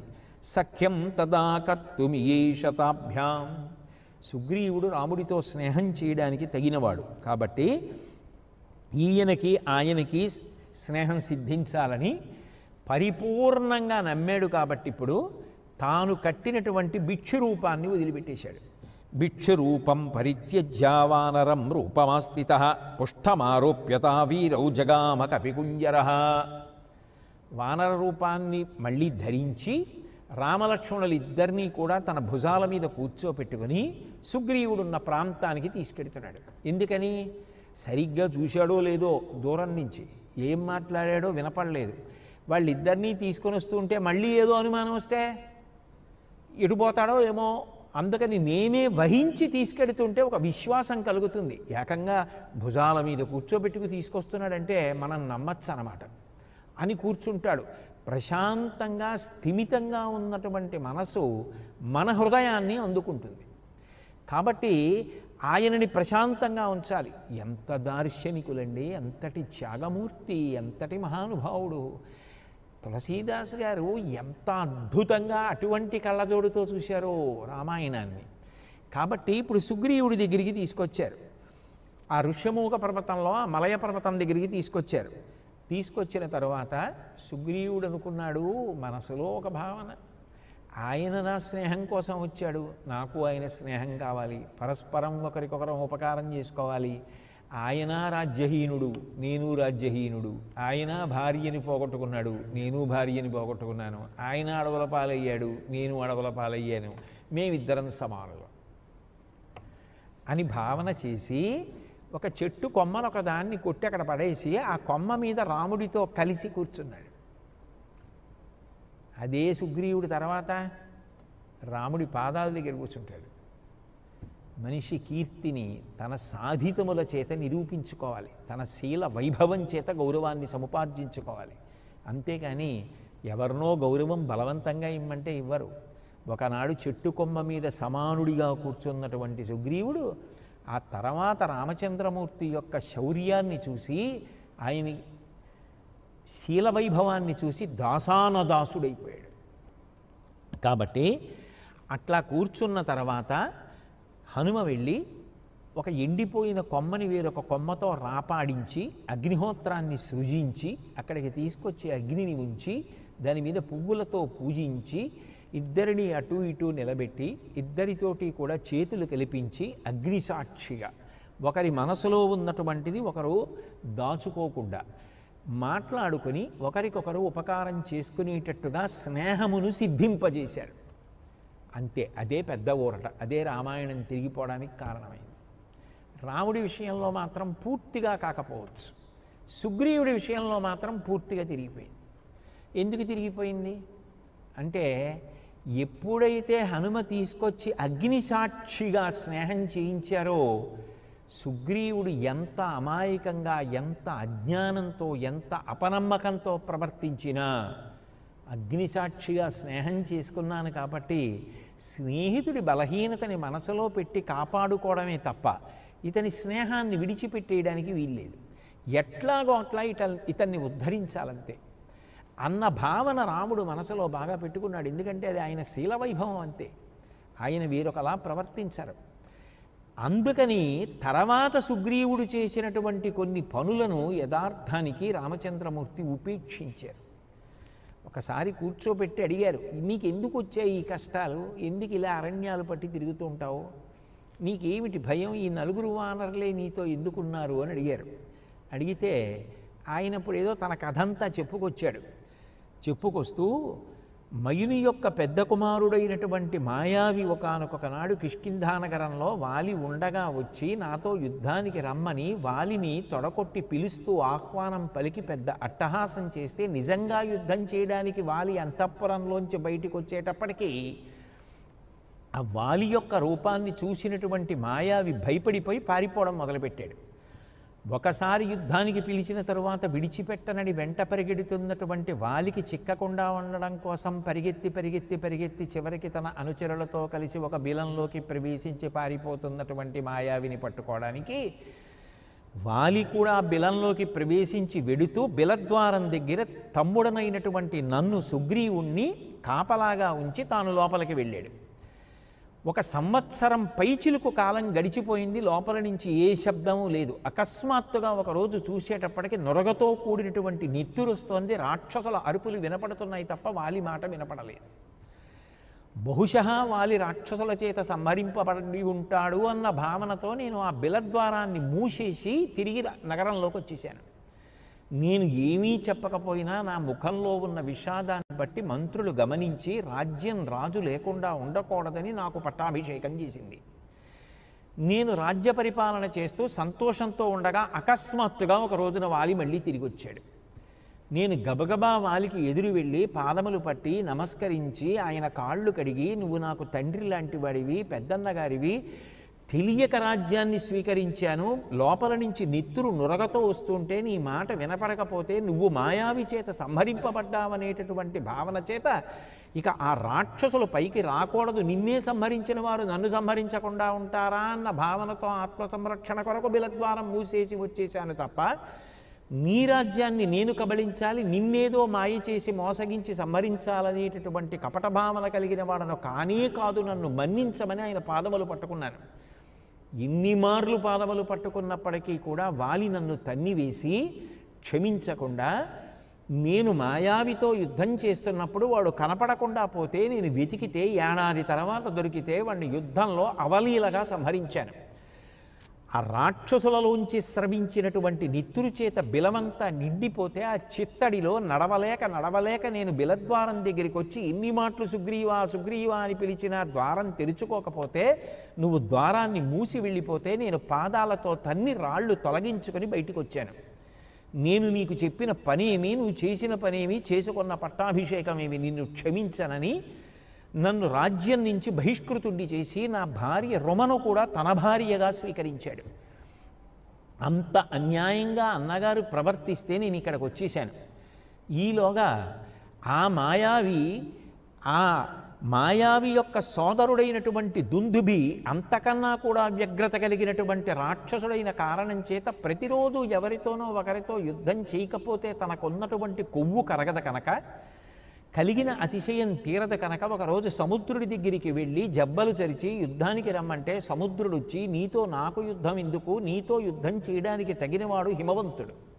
హిమవత్ పర్వతం అంత ఎత్తున నిలబడి ఉంటుంది, మహానుభావుడు. అటువంటి హిమవంతుడితో యుద్ధం చేయమని సముద్రుడు చెప్తే ఈ దుందుబి హిమవంతుడి దగ్గరికి వెళ్ళాడు.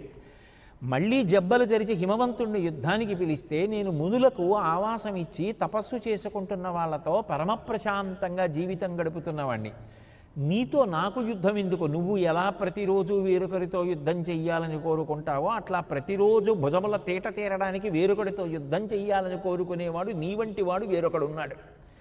ఆయన కిష్కింధలో ఉన్నటువంటి వాలి. ఆ వాలి దగ్గరికి వెళ్ళి నువ్వు ఆయనతో యుద్ధం చేయి, నీ సంతోషము తీరుతుంది, ఆయన సంతోషము తీరుతుందని హిమవంతుడు చెప్పినటువంటి కారణం చేత ఆ దుందుబి బయలుదేరి ఒక రాత్రి వేళ కిష్కింధా నగరానికి వచ్చాడు.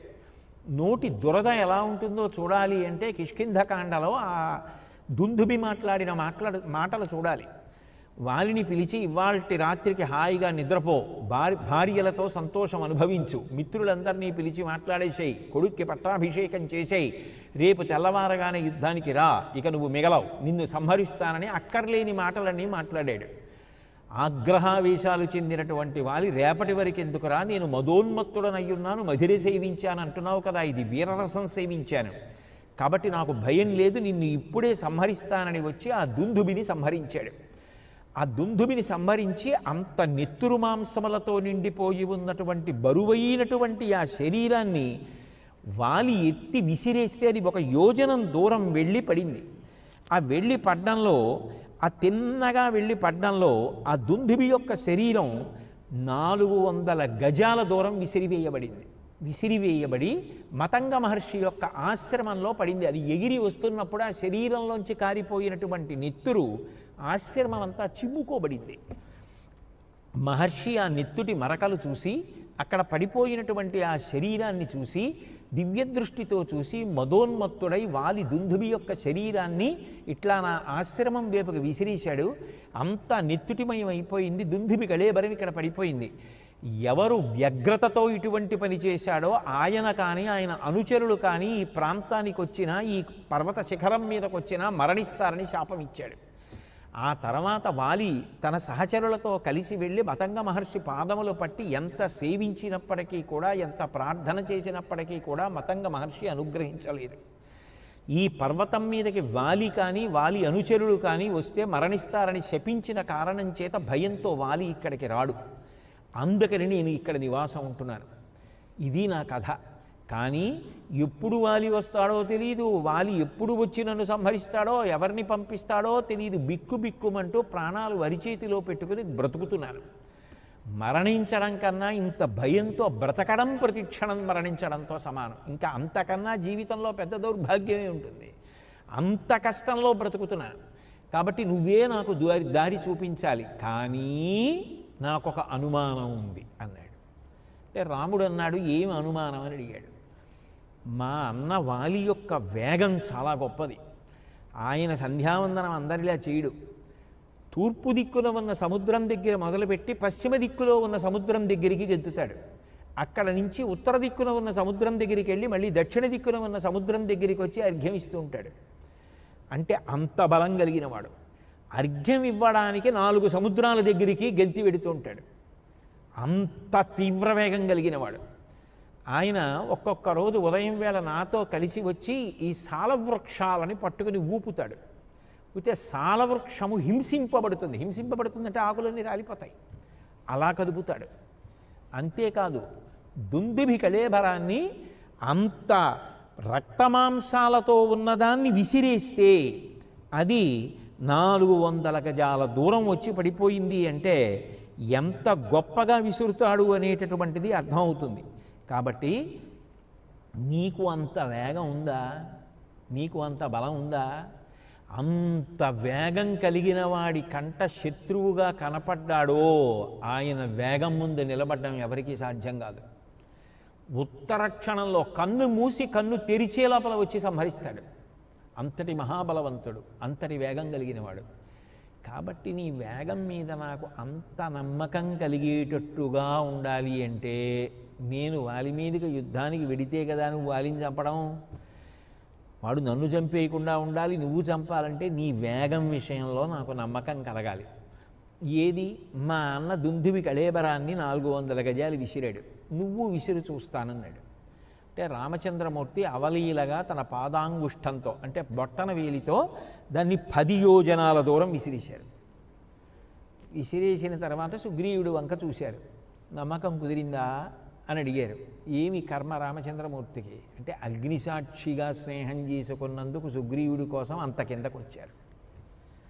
ఇది ఎవరు పెట్టిన భిక్ష? లేకపోతే రామచంద్రమూర్తి ఏమిటి సుగ్రీవుడు పెట్టిన ఆంక్షలకి తలవంచడం ఏమిటి? హనుమ చేసిన స్నేహం కాదు. అందుకు కదా సుగ్రీవుడికి పట్టింది భాగ్యం. అంటే సుగ్రీవుడు నీళ్లు నవిలి అన్నాడు, మా అన్నయ్య దుందుబిని అప్పుడే చంపిన కళేబరాన్ని, రక్తమాంసాలతో ఉన్నదాన్ని, బరువైన దాన్ని 400 గజాలు విసిరాడు. నువ్వు ఇంతకాలం ఎండిపోయిన దాన్ని, ఎండుటాకుల తేలికైపోయిన దాన్ని 10 యోజనాల దూరం విసిరావు. నేను ఎలా నమ్మగలను ఇద్దరిది సమాన బలమని అన్నాడు. అయితే ఏం చేస్తే నమ్ముతావని అడిగారు. ఆయనకి వేగం మీద నమ్మకం. ఎందుకంటే వాలి వేగం అటువంటిది. ఇలా చూశాడో ఉత్తర క్షణం వచ్చి మీదపడి సంహరిస్తాడు. అంత వేగం వాలిది.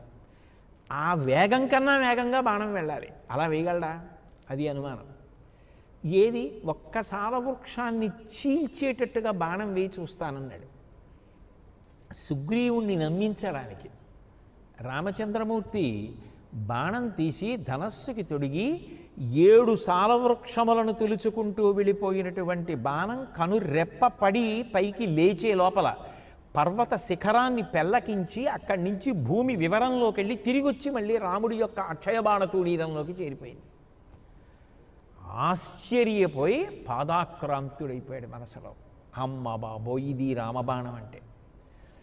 కనురెప్పపడి పైకొచ్చే లోపల 7 సాలవృక్షములను పర్వత శిఖరమును ఛేదించి భూమిని తొలిచి లోపలికెళ్ళి పైకొచ్చి మళ్ళీ రాముడి యొక్క అమ్ముల పొదిలో చేరింది. ఈ బాణవేగం ముందు వాలి వేగం ఎంత పాటి?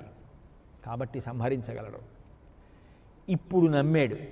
నమ్మి తప్పకుండా నువ్వు చెప్పినట్టు చేస్తాను, ఏం చేయమంటావని అడిగాడు. వెళ్ళి మీ అన్నయ్యని యుద్ధానికి పిలు, మీ ఇద్దరు యుద్ధం చేస్తుంటే నేను వారిని సంహరిస్తానన్నాడు. వెళ్ళి పిలిచాడు. ఇద్దరి మధ్య యుద్ధం ప్రారంభమైంది. నెత్తురు కక్కేటట్టుగా కొడుతున్నాడు వాలి. కానీ ఊరుకున్నారు రామచంద్రమూర్తి. తిరిగి వచ్చేసి నిన్ను నమ్ముకుని వెళ్ళాను యుద్ధానికి, ఒళ్ళు హోనం అయిపోయింది, ఎందుకు బాణం వేయలేదని అడిగారు. కించిత్ పొరపాటు జరిగితే ప్రమాదం. ఇద్దరు ఒక్కలా ఉన్నారు అన్నదమ్ములు. నేను తొందరపడి బాణం వేసేస్తే అది ఎవరి మీద పడుతుందో, వాళ్ళని కాదు సుగ్రీవుణ్ణి కొట్టాను అని తెలిస్తే, అగ్నిసాక్షిగా స్నేహం చేసిన వాడిని సంహరిస్తే అది ఎంత మహాపాపం. అంతకన్నా వేరొక అవకాశం తీసుకుందామని వదిలిపెట్టేశాను. నిన్ను గుర్తుపట్టడానికి గజపుష్పమాల వేస్తాను మెళ్ళో అని గజపుష్పమాల వేసి మళ్ళీ సుగ్రీవుణ్ణి పంపించారు. సరే, తార ఎంత చెప్పినా వాలి వినలేదు. మళ్ళీ వచ్చారు. వాలి సుగ్రీవుల మధ్య యుద్ధం ప్రారంభమైంది. వాలి తిరిగే లోపల చెట్టు చాటు నుంచి బాణం వేశారు. వేస్తే అది వచ్చి వాలి యొక్క గుండెల్లోకి దూసుకుపోయింది. ఒకే బాణానికి వాలి ఒరిగిపోయాడు. ఆ తర్వాత ఎన్నో ప్రశ్నలు అడిగాడు. అందరూ అడిగే ప్రశ్నలు వాలే అడిగేశాడు ముందు. నన్ను చెట్టు చాటు నుంచి ఎందుకు కొట్టావన్నాడు. నేను నరుణ్ణి, నువ్వు వానరానివి. జంతువుని కొట్టడానికి నరుడు ఎట్నుంచైనా కొట్టచ్చు, ఎదురుగుండానే వచ్చి కొట్టాలని లేదు. కాబట్టి నేను ధర్మం తప్పలేదన్నారు. ఎన్ని ప్రశ్నలు అడిగాడో అన్ని ప్రశ్నలకి జవాబు చెప్పారు. వాలే చిట్ట చివర 2 చేతులు ఎత్తి నమస్కరించాడు. నువ్వు ధర్మమూర్తివి రామా, నీ ఎందు దోషం లేదు. మనకెందుకు అక్కర్లేని విషయం ఇంకా. ఆ విధంగా వాలిని సంహారం చేసి సుగ్రీవుడికి పట్టాభిషేకం చేశారు. సుగ్రీవుడు రాజ్యాన్ని పొందాడు. నిజానికి సుగ్రీవుడి జీవితంలో రాజ్యం పొందడం అనేటటువంటి మాట కలలోనైనా ఊహించడానికి అవకాశం ఉందా? మళ్ళీ తిరిగి భార్యని పొందడం అనేటటువంటి మాట కలలోనైనా సుగ్రీవుడు ఊహించగలడా? నిజానికి రామచంద్రమూర్తి లక్ష్మణస్వామి ఎదురుగుండా కలిసి వస్తున్నప్పటికీ కూడా చూసినటువంటి వాడు వాళ్లతో స్నేహం చేసుకోవడానికి సిద్ధపడక ఆ పర్వత ప్రాంతం మీద ఉన్న చెట్ల కొమ్మలు పట్టుకుని దూకుతూ పారిపోవడానికి సిద్ధపడ్డవాడు. నిజంగా సుగ్రీవుడు అలాగే వెళ్ళిపోయి ఉంటే ఎప్పటికీ రామలక్ష్మణులతో స్నేహం సిద్ధించదు. కానీ నిజంగా అట్లా సిద్ధించింది, అలా రాజ్యాన్ని పొందగలిగాడు అంటే దానికి ప్రధాన కారకులైనటువంటి వారు స్వామి హనుమ. ఆయన పూనుకున్నారు కాబట్టి, సుగ్రీవుణ్ణి నిలబెట్టారు కాబట్టి, ఒక అవకాశం తీసుకున్నారు కాబట్టి, సుగ్రీవుడికి నమ్మకం కలిగేటట్టుగా వెళ్ళి రామలక్ష్మణులతో మాట్లాడి దౌత్యాన్ని నిర్వహించి తీసుకొచ్చి సంధి కుదర్చారు కాబట్టి, స్నేహాన్ని కల్పించారు కాబట్టి సుగ్రీవుడికి మళ్ళీ రాజ్యము భార్య లభించి పట్టాభిషిక్తుడయ్యాడు. నువ్వు చేసిన ఉపకారాన్ని ఎవరు మరిచిపోతారయ్యా హనుమ? ఏం కోరావు మహానుభావ? ఏదీ కోరుకోలేదు. నీ రాజు పట్టాభిషేకాన్ని పొందితే నువ్వు మురిసిపోయావు. ఎంతటి త్యాగమూర్తివి. అందుకే తుమ ఉపకార సుగ్రీవహి కిన్హ రామమిలాయ రజపదదీన్హ. ఆ రామచంద్రమూర్తితో సుగ్రీవుణ్ణి కలిపినవాడివి నువ్వే. రామచంద్రమూర్తి యొక్క అనుగ్రహం చేత సుగ్రీవుడికి రాజ్యం లభించేటట్టుగా చేసినటువంటి వాడివి నువ్వే. ఏ స్వార్థం లేకుండా నువ్వు చేసేటటువంటి ఇటువంటి పరమాద్భుత కార్యక్రమాల్ని స్తుతి చెయ్యని వాళ్ళు లోకంలో ఎక్కడుంటారు? ఒక్క సుగ్రీవుడా? ఆనాటి నుంచి ఈనాటికి ఏనాటికి నిన్ను చెయ్యి చాపి అర్థించాలి తప్ప, నీ నామాన్ని స్తుతి చెయ్యాలి, ప్రదక్షిణం చెయ్యాలి, నమస్కరించాలి, భక్తితో ఉండాలి తప్ప ఎవరి ఆర్తి నువ్వు తీర్చలేదయా. అందుకే భారతదేశం పొరుగు దేశంతో యుద్ధం చెయ్యవలసి వస్తే క్షతగాత్రులైనటువంటి సైనికులందరికీ మళ్ళీ ఊరట కలగడానికి, మళ్ళీ వాళ్ళందరూ పుంజుకుని యుద్ధానికి వెళ్ళడానికి వీలుగా కంచి కామకోటి పీఠాధిపత్యం వహించినటువంటి మహాపురుషులు చంద్రశేఖరేంద్ర సరస్వతి మహాస్వామి వారు కామాక్షి పరదేవతని అర్చన చేసినటువంటి కుంకంతో పాటు హనుమాన్ చాలీసా గ్రంథాలు ఆ రోజుల్లో సైనిక ఆసుపత్రికి పంపించి సైన్యానికి అంతటికీ కూడా క్షతగాత్రులకి పంచిపెట్టించారు. యుద్ధం జరుగుతుంటే భారత సైన్యం విజయం సాధించాలని అందరితోటి హనుమాన్ చాలీసా పారాయణం చేయించారు. అంత గొప్పది హనుమాన్ చాలీసా. కాబట్టి అంతటి మహానుభావుడవు కదయా అని 17వ చౌపాయిలో అంటారు. తుమ్హారో మంత్ర విభీషణమాన లంకేశ్వర భయే సబ జగజాన. ఓ హనుమ, మీ యొక్క అనుగ్రహ విశేషణంగా కదూ, మీ మంత్రాంగం వలన కలదు, మీ ఆలోచన పటిమ వలన కదూ నిజానికి విభీషణుడు రాజ్యాన్ని పొందాడు. మీ ఆలోచన అన్నది లేకపోతే, మీరు మాట్లాడి ఉండి ఉండకపోతే, మీ అభిప్రాయమును వ్యక్తము చేసి ఉండకపోతే, ఒక మంత్రిగా మీ కర్తవ్యాన్ని మీరు నిర్వర్తించి ఉండకపోతే, మీరు ఊరుకుని ఉండి ఉంటే విభీషణుడికి రాజ్యము లభించేదా? ఇది రామాయణాన్ని హనుమ కోణంలో పరిశీలించడం అంటే. అది తులసీదాసు గారి యొక్క వైభవం. అంటే ఆయన ఒక మాట అన్నారంటే మీరు మళ్ళీ రామాయణాన్ని జ్ఞాపకం తెచ్చుకోవాలి. అది నిజానికి చాలీసా పారాయణం చేయడం అంటే. ఒక్క మాట అని మీరు మళ్ళీ రామాయణాన్ని అంతా జ్ఞాపకం చేసుకుని అబ్బా ఎంత ఉపకారం చేశావయా మహానుభావా అని మనసు సంతోషంతో నిండిపోతే అది శ్రీరామానుగ్రహానికి హనుమత్కటాక్షానికి కారణమవుతుంది.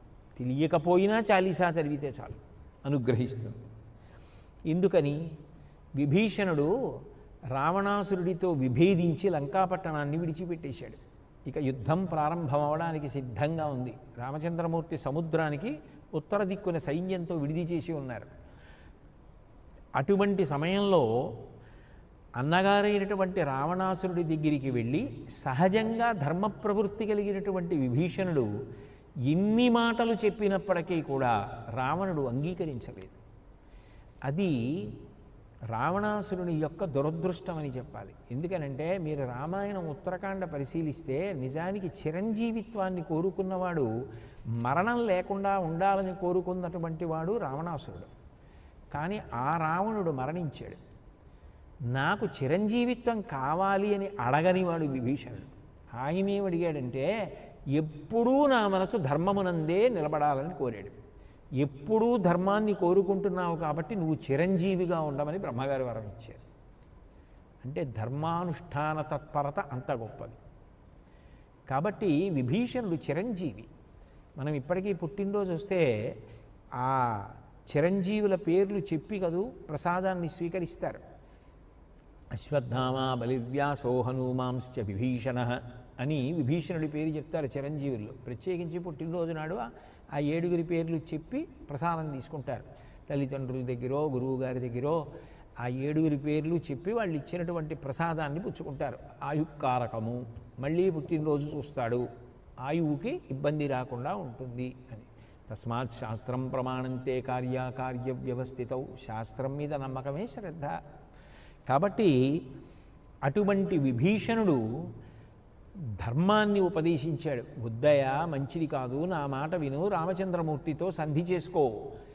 నీ యందు అనురక్తురాలు కానటువంటి మహాపతివ్రత సీతమ్మని తీసుకొచ్చి లంకాపట్టణంలో బంధించి ఏమి పొందుతావు? ఆవిడ్ని తిరిగి అప్పజెప్పేసేయమని చెప్పాడు.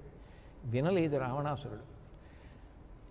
రావణాసురుణ్ణి విడిచిపెట్టేసినటువంటి విభీషణుడు 4 రాక్షసులతో కలిసి సముద్రం ఉత్తర తీరానికి వచ్చి ఆకాశంలో నిలబడ్డాడు. నిలబడి గట్టిగా అరిచాడు, నేను రామచంద్రమూర్తికి శరణాగతి చేయడానికి వచ్చాను. రావణాసురుని యొక్క సోదరుణ్ణి, లంకాపట్టణం నుంచి వచ్చాను. కాబట్టి నాకు రామచంద్రమూర్తి యొక్క దర్శనాన్ని కల్పించండి అని అడిగాడు. అడిగితే సుగ్రీవుడు చూశాడు. చూసి పరుగు పరుగున రామచంద్రమూర్తి దగ్గరికి వెళ్ళాడు. యుద్ధ శిబిరంలో కూర్చుని ఉంటారు కదా, ఆ రామచంద్రమూర్తి దగ్గరికి వెళ్ళి ఆయనతో చెప్పాడు. ఏమని అంటే, ఒక్కనాటికి ఇటువంటి వాడికి శరణాగతి ఇవ్వడానికి వీల్లేదు. శరణాగతి ఇవ్వడానికి వీల్లేదు అంటే శరణాగతిని అంగీకరించి ఆశ్రయం ఇవ్వడానికి వీల్లేదు. ఎందుకని ఇవ్వడానికి వీల్లేదు అంటే ఆయన శత్రుపక్షానికి చెందినటువంటి వాడు. చెప్పడం మాత్రం ఏమని చెప్తున్నాడు? సీతమ్మ యొక్క దుస్థితిని నేను లంకాపట్టణంలో చూశాను. నేను సలహా ఇచ్చినప్పటికీ కూడా మా అన్నగారైనటువంటి రావణాసురుడు అంగీకరించలేదు సీతమ్మని విడిచిపెట్టడానికి. అందుకని నేను లంకాపట్టణాన్ని విడిచిపెట్టి రామచంద్రమూర్తి ధర్మమూర్తి కనుక శరణాగతి చేసి ఆయన వాత్సల్యానికి పాత్రుణ్ణి కావాలి అని వచ్చానని చెప్తున్నాడు. కానీ ఇటువంటి యుద్ధ సమయంలో అందున శత్రువు, ప్రధాన శత్రువు అయినటువంటి రావణాసురుడి యొక్క సోదరుడు ఇక్కడికి వచ్చి శరణాగతి చేస్తానంటే ఎలా అంగీకరిస్తాం?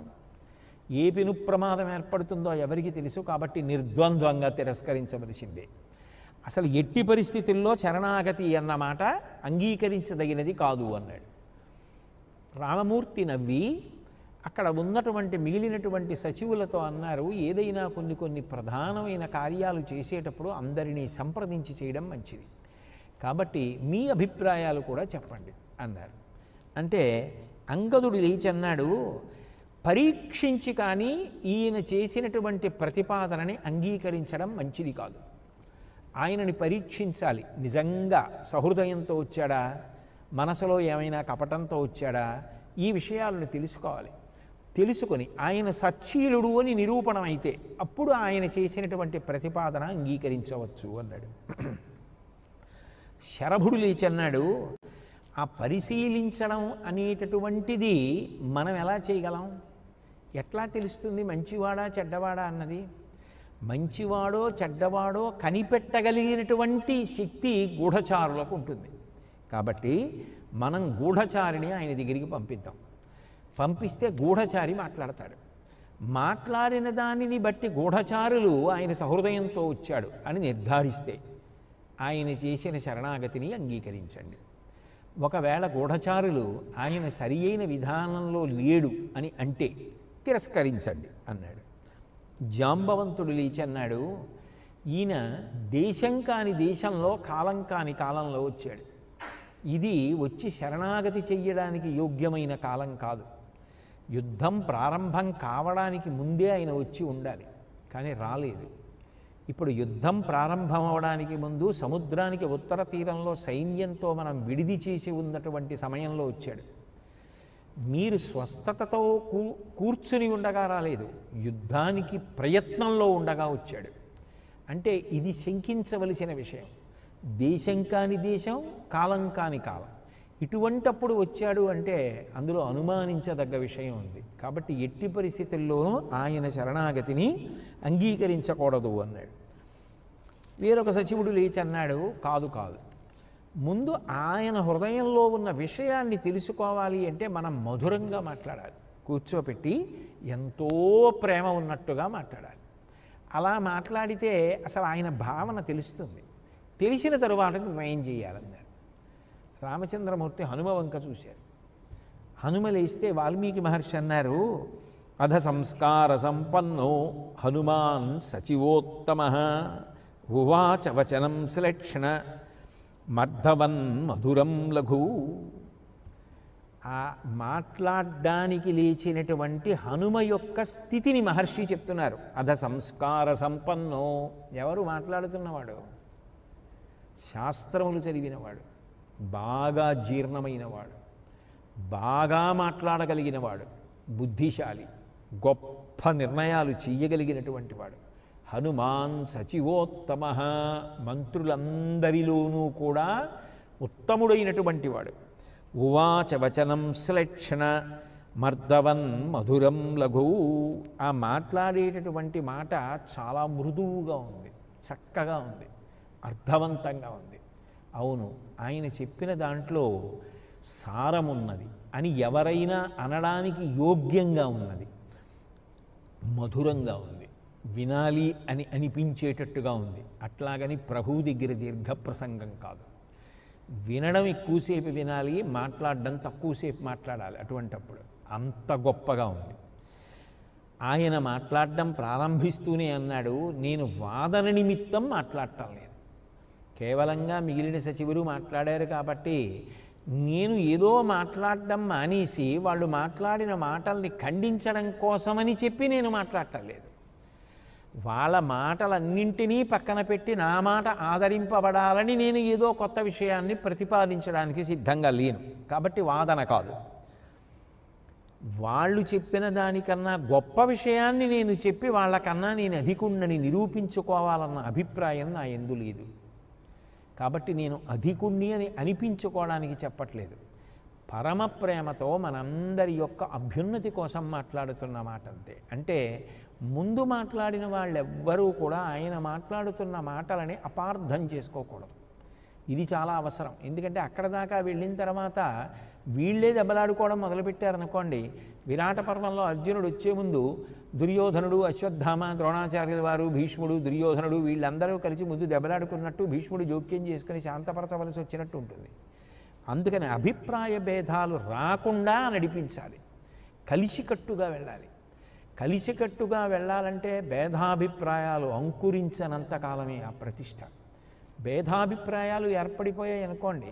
విభీషణుడు ఎవరు? ఎక్కడి నుంచో వచ్చాడు, ఆయన బాగానే ఉంటాడు. పాడైపోయేది ఎవరు? రామపక్షం దెబ్బతింటుంది. అట్లా దెబ్బ తినకూడదు.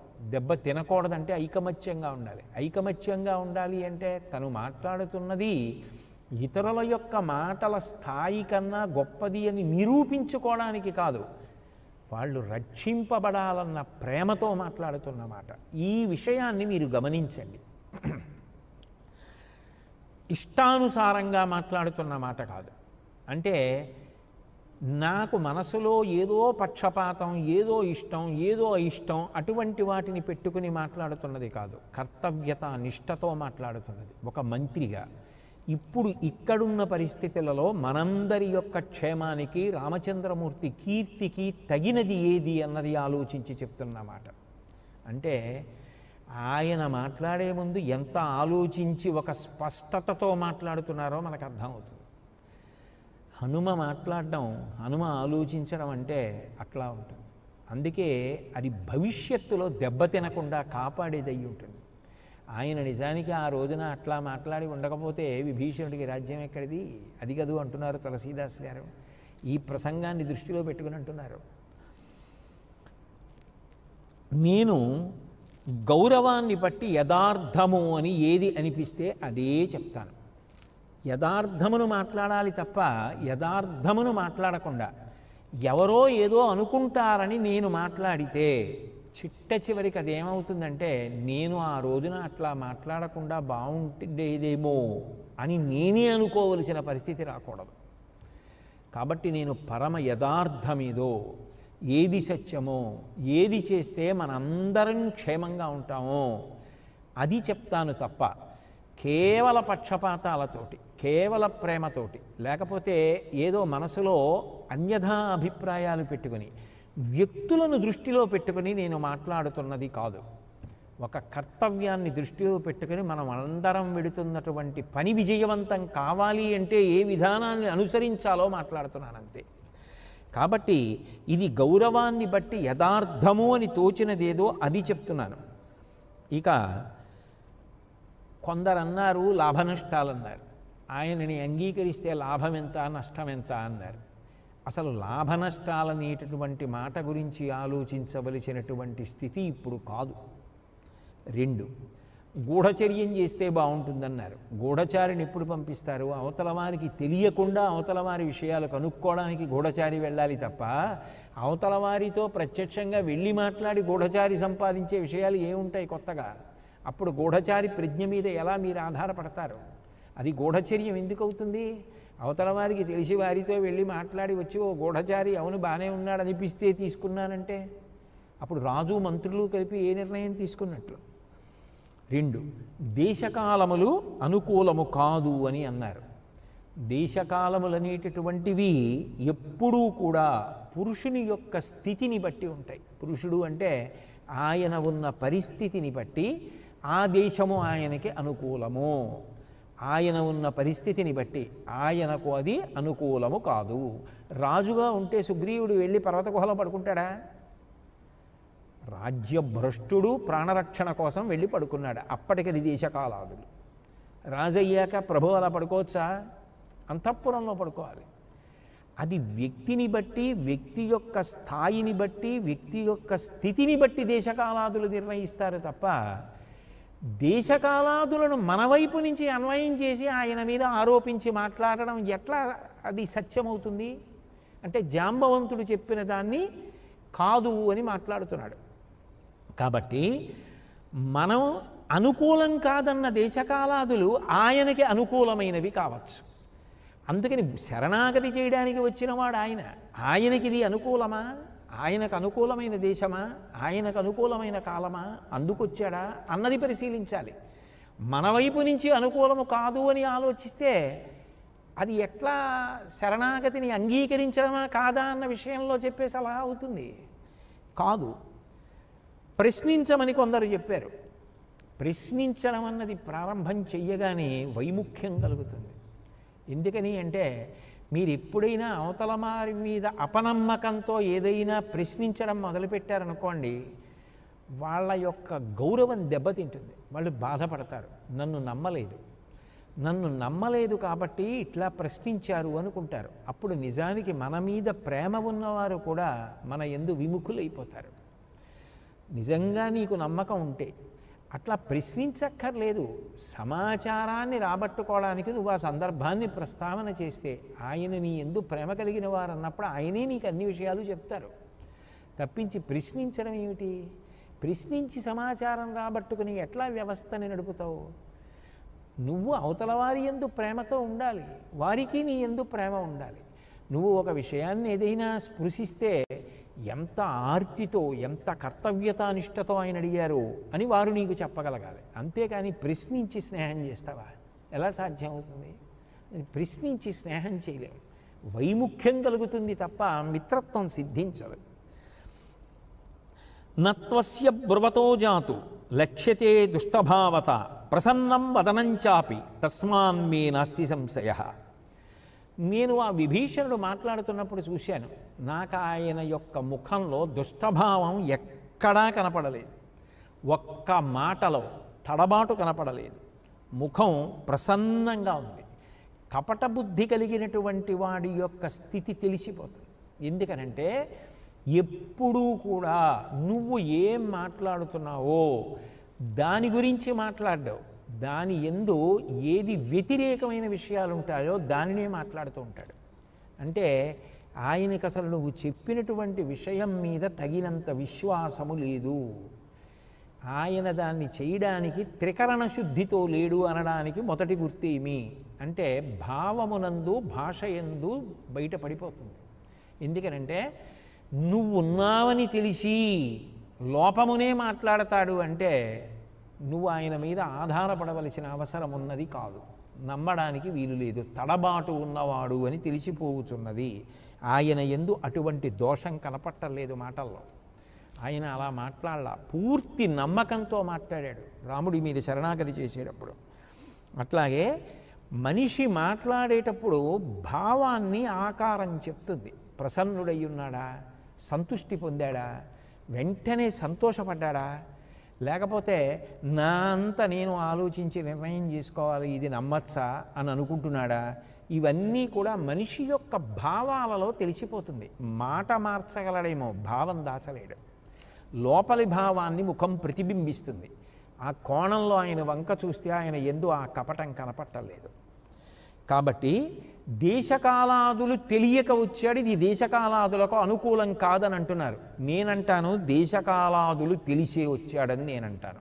ఎందుకనంటే ఉద్యోగం తవ సంప్రీక్ష్య మిథ్యావృత్తంచ రావణం వాలినంచ హతం శ్రుత్వా సుగ్రీవంచాభిషేచితం రాజ్యం ప్రార్థయమానస్తు బుద్ధిపూర్వమిహాగతః ఏతావత్తు పురస్కృత్య విద్యతే తస్య సంగ్రహః. రావణాసురుడి యొక్క దుష్ట ప్రవృత్తిని బాగా తెలుసున్నవాడు. ఎందుకనంటే తోడపుట్టాడు. ఎంత ఓర్పు పట్టాలో అంత ఓర్పు పట్టాడు. ఎందుకనంటే ఈయన ధర్మ మార్గావలంబకుడు. ఇక ఉరిపిడి ఎక్కువైపోయింది. చూస్తూ చూస్తూ కళ్ళ ముందు ధర్మపక్షం మీద బాణాలు వేసి ధర్మపక్షంతో యుద్ధాన్ని చెయ్యలేడు, అధర్మపక్షంలో నిలబడలేడు. రామచంద్రమూర్తి భార్యని అపహరించి తెచ్చి రాముడితో యుద్ధం చేస్తున్నాడు అంటే రావణుడి పక్షాన నిలబడి రాముడి పక్షం మీద బాణం వేయలేడు. అంటే ఆయనకు ఒక నిబద్ధత ఉంది. రావణుడి తప్పు తెలుసు కాబట్టే నిర్భయంగా చెప్పాడు, నువ్వు ఇలా ఉండొద్దని చెప్పాడు. ఆయన వినలేదు, ఇక వచ్చేసాడు. కాబట్టి ఆ రావడంలో యోగ్యత ఉంది, ఆ రావడంలో ఔచిత్యం ఉంది. పైగా నీ ప్రయత్నం కూడా ఆయనకి తెలుసు. సీతని ఇవ్వడు ఎట్టి పరిస్థితుల్లో, నువ్వు సంహరించి తీరుతావు, రావణ సంహారం అవుతుంది. రావణ సంహారం అవడానికి ముందు రావణుడు తన దగ్గరున్న బలగాలన్నిటినీ పంపిస్తాడు. రావణుడి కోసం చచ్చిపోవడం కన్నా రాముడి పక్షంలో చేరిపోవడం మంచిదని నిర్ణయించుకున్నాడు. ఎందుకంటే నీ ప్రయత్నం, దాని బలం, నీ నిశ్చయం, నీ ప్రయత్నం, దాని ఉద్యమం ఆయనకి తెలుసు. అందుకొచ్చాడు. 3 వాలి వధ గురించి విన్నాడు. అధర్మంలో ఉంటే వాలిని చంపేశావు, ధర్మంలో ఉన్న సుగ్రీవుడికి పట్టాభిషేకం చేశావు. ఆయనకి ఈ రాజ్యం మీద కాంక్ష ఉంది. ఎందుకని? ఇప్పుడు అన్నగారిని వదిలిపెట్టాడు, నీ దగ్గరికి రాకపోతే ఎక్కడికి పోతాడు? ఇప్పుడు నీ పక్షానికి వచ్చిన తర్వాత రావణ సంహారమై తీరుతుందని నీ పౌరుష ప్రతాపాల మీద ఆయనకి నమ్మకం. రావణ సంహారం అంటూ జరిగిన తరువాత పుత్రమిత్ర కళత్రాదులతో నశిస్తాడు, అందులో అనుమానం లేదు. అప్పుడు ఇక నీ పక్షానికి వచ్చి మిగిలిపోయేవాడెవరు? ఆయనే. ఆయనకే పట్టాభిషేకం జరుగుతుంది. నువ్వు వాలిని చంపి సుగ్రీవుడికి ఇచ్చావు, ఇప్పుడు రావణుణ్ణి చంపి తనకిస్తావు. ఎందుకంటే నీకు ధర్మం కావాలి. సుగ్రీవుడు ధర్మాత్ముడు, రాజ్యం ఇచ్చావు. విభీషణుడు ధర్మాత్ముడు, విభీషణుడికి రాజ్యం ఇస్తావు. తానొక్కడూ బ్రతకడం కాదు, లంక వైభవం, రాక్షస వైభవం నిలబడాలి. తాను పరిపాలకుడై మళ్ళీ అందరినీ ధార్మిక మార్గంలో నిలబెట్టి లంక వైభవాన్ని కాపాడాలి. లేకపోతే తన చిరంజీవిత్వానికి ప్రయోజనం ఏమిటి? ధర్మానుష్ఠానం అన్న మాటకు అర్థం ఎక్కడుంది? తాను పారిపోయి ఎక్కడో కూర్చుంటే. అందుకొచ్చాడు. అటువైపు ఆలోచిస్తే ఆయనకి ఇవే దేశకాలాదులు, ఇంతకన్నా ఆయనకి మార్గం లేదు. ఇది దాటిపోతే ఇక ఆయన చేయగలిగినది లేదు. కాబట్టి బుద్ధిబలంతో సక్రమమైన నిర్ణయం తీసుకున్నాడు. రాక్షస రాజ్యం కోసం వచ్చాడు, ఆలోచనాపూర్వకంగా వచ్చాడు. కాబట్టి అందులో ఇక వెనకడుగు వెయ్యడు, విభీషణుణ్ణి స్వీకరించవచ్చు. ఇప్పటి వరకు రాని కొత్త ప్రతిపాదన తీసుకొచ్చారు. రాజ్యం కోసం వచ్చాడు, అందులో అనుమానం లేదు, నిజం. కాకపోతే అంగీకరించడుగా. అన్నగారు బ్రతికుండగా తీసుకున్నాడు రాజ్యాన్ని, పట్టాభిషేకం చేస్తే. అంటే రాముడి మీద అంత నమ్మకం. రావణుడు మరణిస్తాడు, రాజ్యం తనకు వస్తుందని. యథాశక్తి మయోక్తంతో రాక్షస స్వాధ్యవం ప్రతి, నేను నా శక్తి కొలది ఉన్న యథార్థాన్ని మాట్లాడాను. ఇప్పుడు దాన్ని అంగీకరించడం, అంగీకరించకపోవడం మీ వంతు. అంగీకరిస్తే నా గొప్ప అనుకోను, అంగీకరించకపోతే నా తక్కువ అనుకోను. మీరు బృహస్పతి వంటి వారు, మీ బుద్ధితో మీరు నిర్ణయం చేయండి, నేను అవధులు దాలుస్తాను. మీరు అడిగినప్పుడు అభిప్రాయం చెప్పాలి, నా కర్తవ్యం, నేను అభిప్రాయం చెప్పాను అని కూర్చున్నారు. కాబట్టి స్యార్జవం ప్రతి, ఆ రాక్షసరాజు యొక్క ఆర్జవం అంటే త్రికరణ శుద్ధిని నాకు తెలిసున్నది చెప్పాను. ఎంత గొప్పగా పట్టుకున్నారో చూడండి. ఆ తర్వాత సుగ్రీవుడు మళ్ళీ లేచాడు, వద్దన్నాడు. రామచంద్రమూర్తి ధర్మం గురించి మాట్లాడారు. మాట్లాడి సకృదేవ ప్రపన్నాయ తమాస్మీతి చయాచతే అభయం సర్వభూతేభ్యో దదాం ఏతద్వ్రతం మమ. విభీషణుడు రాక్షసుడు, రావణుడి తమ్ముడు కాదు, రావణుడే వచ్చిన ఏ ప్రాణి వచ్చినా రామా నేను నీవాడనని నా దగ్గరంటే నేను స్వీకరించి సమస్త భూతముల నుండి కాపాడతాను. అది నా ప్రతిజ్ఞ. కాబట్టి విభీషణుడి యొక్క శరణాగతిని అంగీకరిస్తున్నాను అని విభీషణుణ్ణి పిలిచారు. లంక బలం గురించి చెప్పమన్నారు. ఏ విధమైనటువంటి అరమరిక లేకుండా రావణాసురుడి యొక్క బలం ఎటువంటిదో, ఆయన కొడుకు ఇంద్రజిత్ బలం ఎటువంటిదో, కుంభకర్ణుడి బలం ఎటువంటిదో, సేనాధిపతి ప్రహస్తుడి బలం ఎటువంటిదో, కైలాసం మీద మణిభద్రుణ్ణి కూడా గెలిచినటువంటి వాడని, ఆ రాక్షసులు ఎంతమంది ఉన్నారో, లంక బలం ఎంత ఉంటుందో అన్నీ కూడా నిష్కపటంగా చెప్పారు. చెప్పిన తరువాత రావణాసురుడి యొక్క బలం గురించి అన్నీ విన్నటువంటి రామచంద్రమూర్తి విభీషణుడితో అన్నారు, అహం హత్వా దశగ్రీవం స ప్రహస్తం సహాత్మజం రాజానం త్వాం కరిష్యామి సత్యమే తచ్చృణోతు మే. ఓ విభీషణ, బెగబెట్టుకోకు.